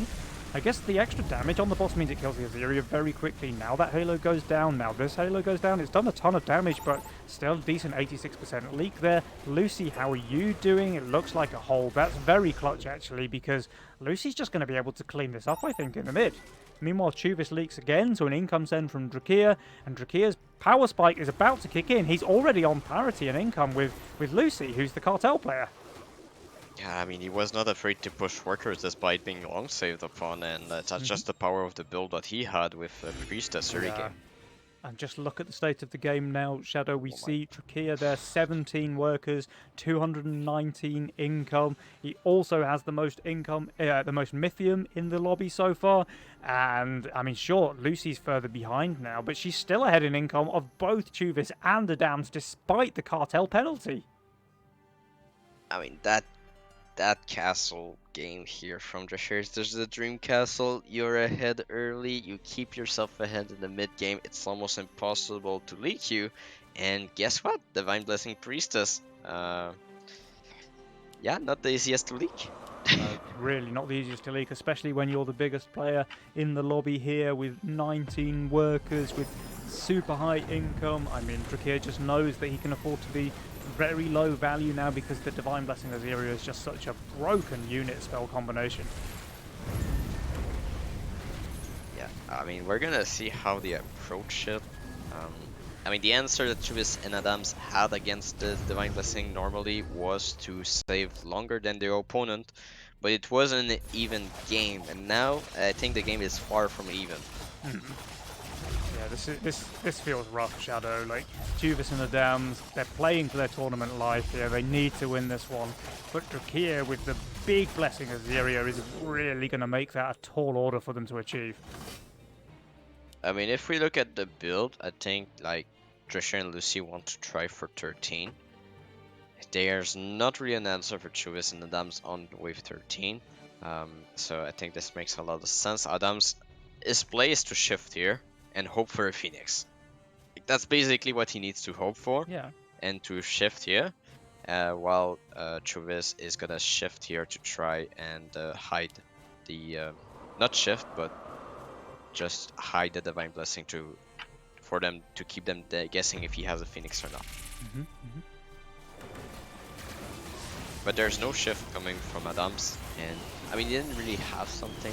He did have the gate, but it's still not the best. And the 13th Sen is coming. Yeah, this is a big send. Do Chuvis and the Dams answer this, or are they just going to try and survive here and then have the upper hand with their Mythium? It looks like the answer is they're going to skip. Okay, this is, I mean, they're so low value, Shadow. I mean, sure, Yeah, I mean, there's a Divine Blessing Dancer, but he can't even afford to upgrade it. He's selling. He's selling for it, okay. But it's even exposed. Like, this is a middle of the lane Dread Knight here. It's got APS, MPS buffs. It's got a Dark Mage as well. But what's his tank value, Shadow? 1 Berserker? There's 2, and he's hoping for the Dread Knight to not tank before the 2nd Berserker. I'm not really sure. It's very rough, but it's the correct play for Adams and Chuvis to have a chances in this game, not to match them. They need to have more Mythium than that to try and make the Divine Blessings. Just dying immediately, Shadow. So it's just not going to work for him whatsoever. He's got so much bad value on this wave with the Dread Knight, with the APS, MPS. That's 400 value that just does nothing to keep this Dread Knight alive. 94% Leaker Dams, 117 on Chuvis, and they're going to take a ton of damage here. At least they did some King attack, but I mean, but they've also lost the Blessing as well, right? You've got to remember, it's not just the King damage, not just the economic damage.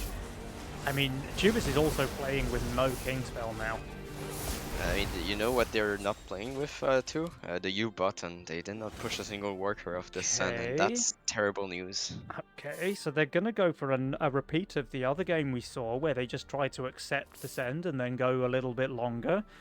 But I mean, is way different. they haven't pushed the worker button, and they're still under value on both players. Chuvis significantly so. Yeah, I mean, it's just looking pretty rough on both of their lanes. They are just hoping that Drescher and Lucy don't have too many workers. Well, guess what? That's not really the case right now. Yeah, they actually And have so, more workers than both of them, despite just receiving a send. And in fact, Lucy is overvalued still.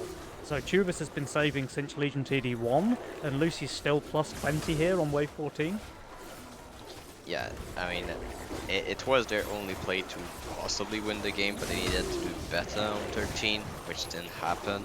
Now they're still weak on 15. Drescher and Lucy can look for that send too, or they can just go 16. Okay, so That's what they're going to do. nobody... Everyone's kind of holding their nerves here on 15. Nobody's spending any Mythium here. So I guess it has to be 16, right? There's no way that Chuvis and Adam survive a wave 16 send if they don't send themselves. And even if they do, I think they're just so far behind Shadow.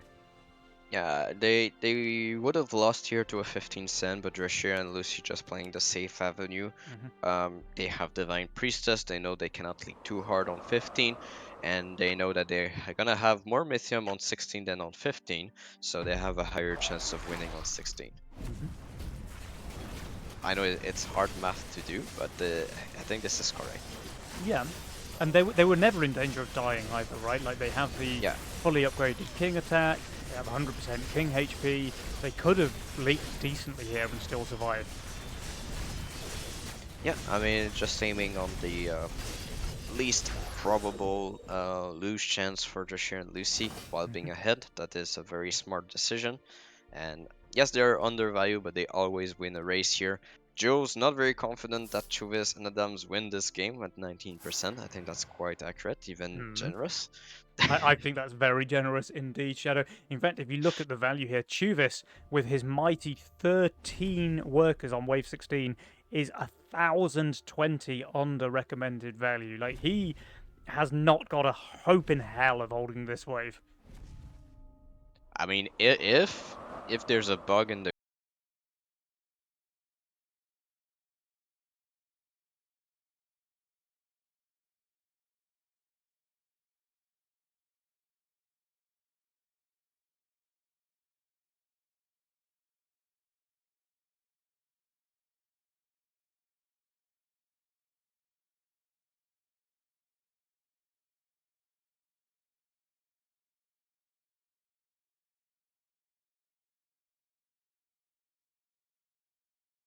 here, or Drakir is still alive and kicking, clearing up the left-hand side of the wave. It does now die, but it just doesn't matter. He's holding very, very well. It will be a leak, of course, to the massive send, but it's not enough. Chuvis 97% there, Drakir 99, Adams 69%. It's nice, Very but nice. not for Chuvis and Adams. Drakir and Lucy, they are your June Nova Cup champions. Congratulations, team name. I mean, these guys, they just seem unstoppable right now, Shadow.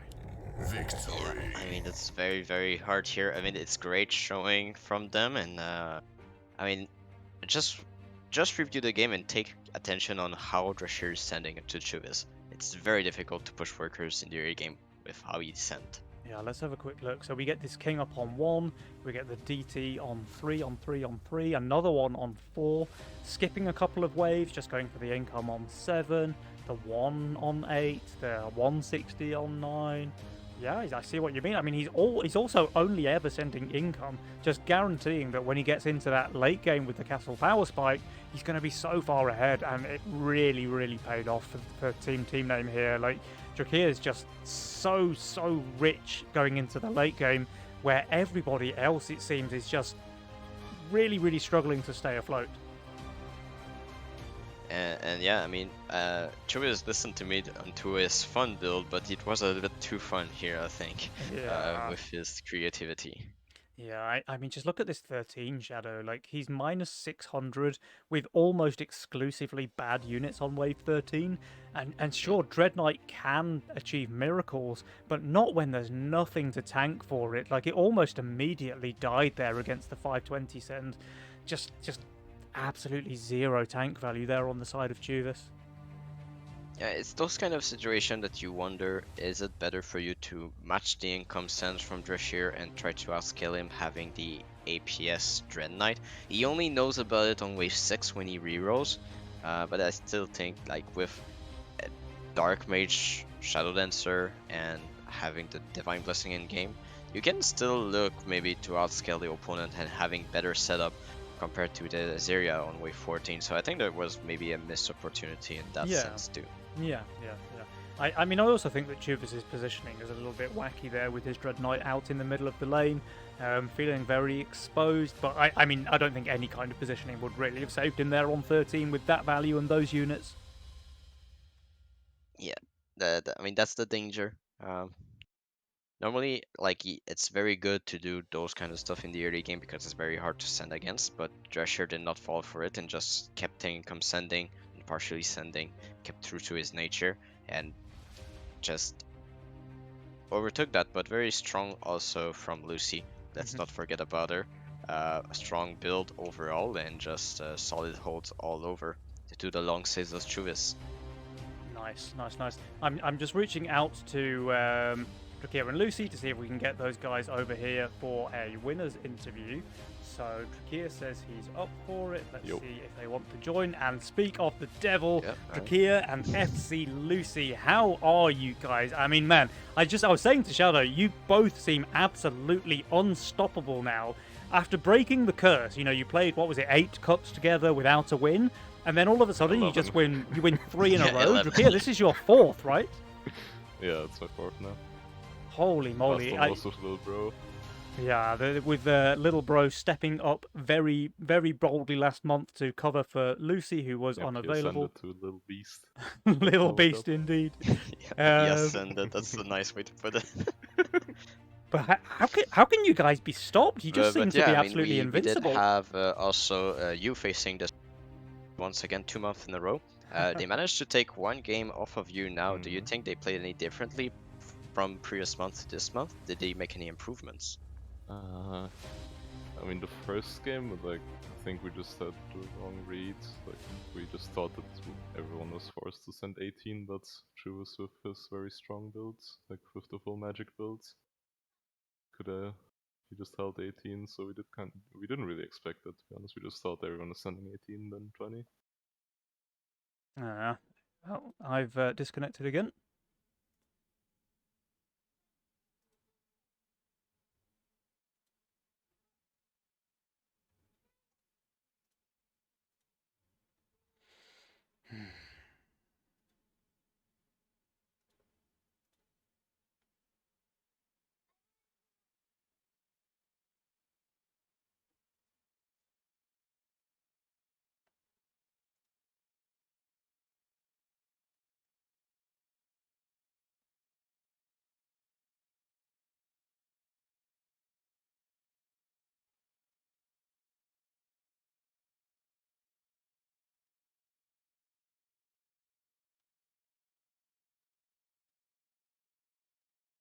All right, I think this is recording again. I'm not entirely sure. You should be able to get the end of the game at least when the Discord reconnecting there. I am going back into Discord to try and catch these guys for the winners interview. Hopefully you don't at least miss any of the action from the game. I'm reconnecting to Discord now, see if those guys are still around. And they are. Okay. Hello. Apologies. Hello. Yeah, it's okay. I spotted it, so we stopped the interview. Yeah, I'm glad you spotted it. It's a very weird thing that happens on my end. I can still hear you guys talking, but clearly my upload has dropped.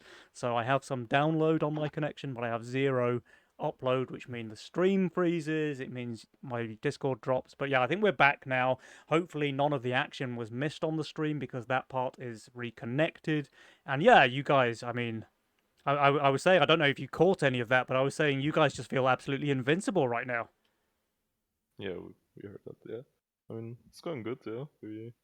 It clicked, I guess. It clicked. We played a lot of TFT together, that's why. Is that the problem? Is that the thing, Lucy? I think actually we need to bring you back from that evil game. Full-time Legion addict, right? Full-time Legion addict, especially if it's going to start paying the bills. Oh, Yeah, I think we Professional need bigger Legion player prices confirmed. then. Surely after the marketing push, right? Next month's marketing push, guys. Trust. For anyone in the Twitch chat who's not aware, by the way, Auto Attack Games, they are planning a big marketing event next month. They're expecting tens of thousands of new players, according to Jules. So that sounds very exciting. I'd love to see it pay off for them. what was it? Yeah. Oh yeah, it was public in the AMA. Okay, Yeah. we're fine. Yeah. Safe, Yeah, it's, safe. No leaks, no leaks. No leaks here, no penny leaks. This is publicly available information. But yeah, I mean Needed that to would be reach pretty out. hype, right? If we can get a bunch of new players into the game, especially now that we have the tournament infrastructure. You know, a load of new players would love to see some Nova Cup games, especially with the multiple divisions going on. That sounds pretty hype for any new players to come in and see. Yeah, definitely. And I wanted to ask here, I mean, we spotted it on the cast. I don't know if you felt it as player too. I mean, this tournament was pretty much described by a lot of separate sending in the early game, like trying to go for more economic damage rather than king damage early. Did you felt it in the game you played, or was it just something that came naturally as the game goes on against certain players? Mm, I mean, just like, yeah, just come natural, honestly. Like, it's like sometimes we go for like coordinated aggression, but usually, like, especially in tourneys, people cover their weak curves early, so It doesn't pay Yeah. off You have getting to- if everyone is holding and covering. yeah, especially like with Cartel being like one of the most popular in cash out, it's very hard to like make safe worth early. Yeah, So- and we saw you guys pull off some pretty insane holds throughout the series today. I mean, Drakia, do you remember the Centaur on 8 with your Vulcan Cannon canopy build? You just had insane aggro there, dude. Like your Vulcan Cannon perfectly tanking half of the wave, your canopy tanking the other half, both units surviving way longer than they had any right doing, and you leaked something like 40% there to a 320 send on 8. That was insane, dude. Yeah, I was like, before Wave 8 started, I was already like, okay, I'm getting a center and I'm gonna struggle, but Yeah. then the aggro turned out really well for me, so that was good, yeah. I mean, as a gun knower, I knew your distance from the gun was just perfect for the split aggro, Yeah. and it was just shown on stream. It was just perfect. But also the long wave kind of saved you on 7 because you would have needed to sell more than just the hauler if you wanted to go for that gun on 8. Yeah, true. That And at helped least a I lot. held and covered the smaller cent. Yes. Waldo! But yeah, also about crazy holds, you had your Azaria this game also, and you Yeah, that received was- a Mimic on 7. I don't know if you Yeah. watched yesterday's game. Doofus had a similar build as Yeah, you, but I actually just leaked that's 100% to the yeah. Mimic, and you just got the better RNG in the finals here. That's exactly what I thought of. Like when I was building that build, I was like, wait, Doofus said the same thing yesterday. But yeah, I got lucky Great. there. That's I actually like he also killed the Mimic, but he didn't get the last heal, but I did. Yes, exactly. Yes, And that's the the last heal was like the massive thing, because then it just doesn't die. I- So Weird. sorry. I Very lucky. actually I saw Doofus in the Twitch chat just as you performed that miraculous hold Yeah. there, and let me tell you guys, he was not happy. he was Yeah, was not I a can happy bunny. imagine. Yeah, I mean that was not very deserved hold, but I'll take it. Yeah, for sure.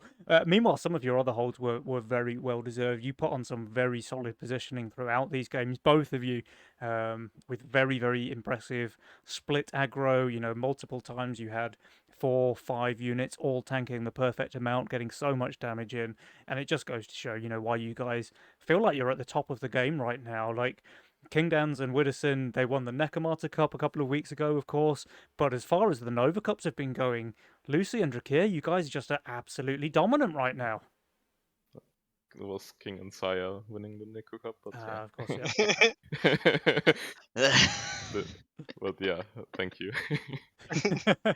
Yeah, Penny, get your facts Get straight your here. facts straight. Hey, you're I didn't caster. cast that The one. heat, I didn't the cast heat. that one, so I've got an Yeah, excuse, okay, right? I fair, was- fair enough, fair enough, yeah.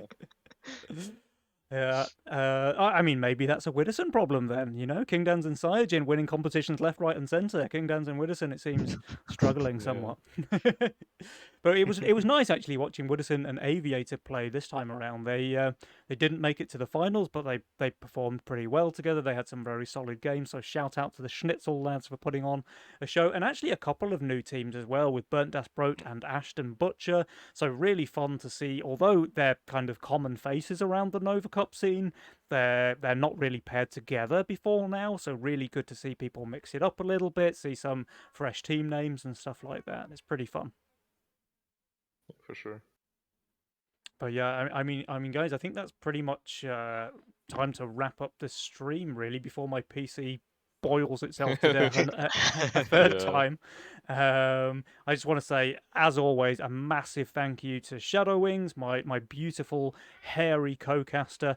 It's never the same without having a very, very talented co-caster on board, and with yourself here today and Mr. Boz yesterday, I've certainly been blessed with my co's. So thank you very much to the pair of you. Thank you to all of the tournament organisers for all the work they put in behind the scenes. Shout out to Auto Attack for making such an amazing game. You know, it keeps all of us nerds entertained for hours on end, and I really hope the marketing push works out for you guys next month.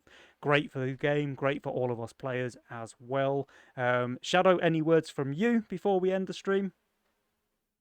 Be sure to get your Drescher's coaching, as Ofma pointed out in the Twitch chat. That's the most important thing and message to get out of this Nova Cup. Yeah, so you may need to make sure to message my manager at Shay Moon.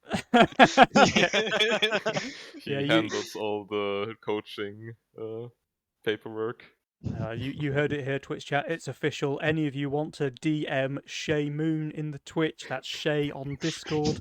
You can get in touch to try and request yourself some free coaching from Rank 1 God Gamer Drakir himself.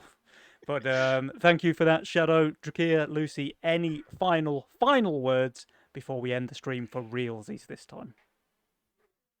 Not really from me, just thank you for organizing this to everyone involved. It's always very fun to play. And yeah. Awesome. Lucy? I don't really have anything more than that either. to be honest. Excellent. Well, you're both very verbose, and I thank you for those words of wisdom. And Twitch chat, make sure you're back here for the July Nova Cup. We'll see you in around about a month. Goodbye.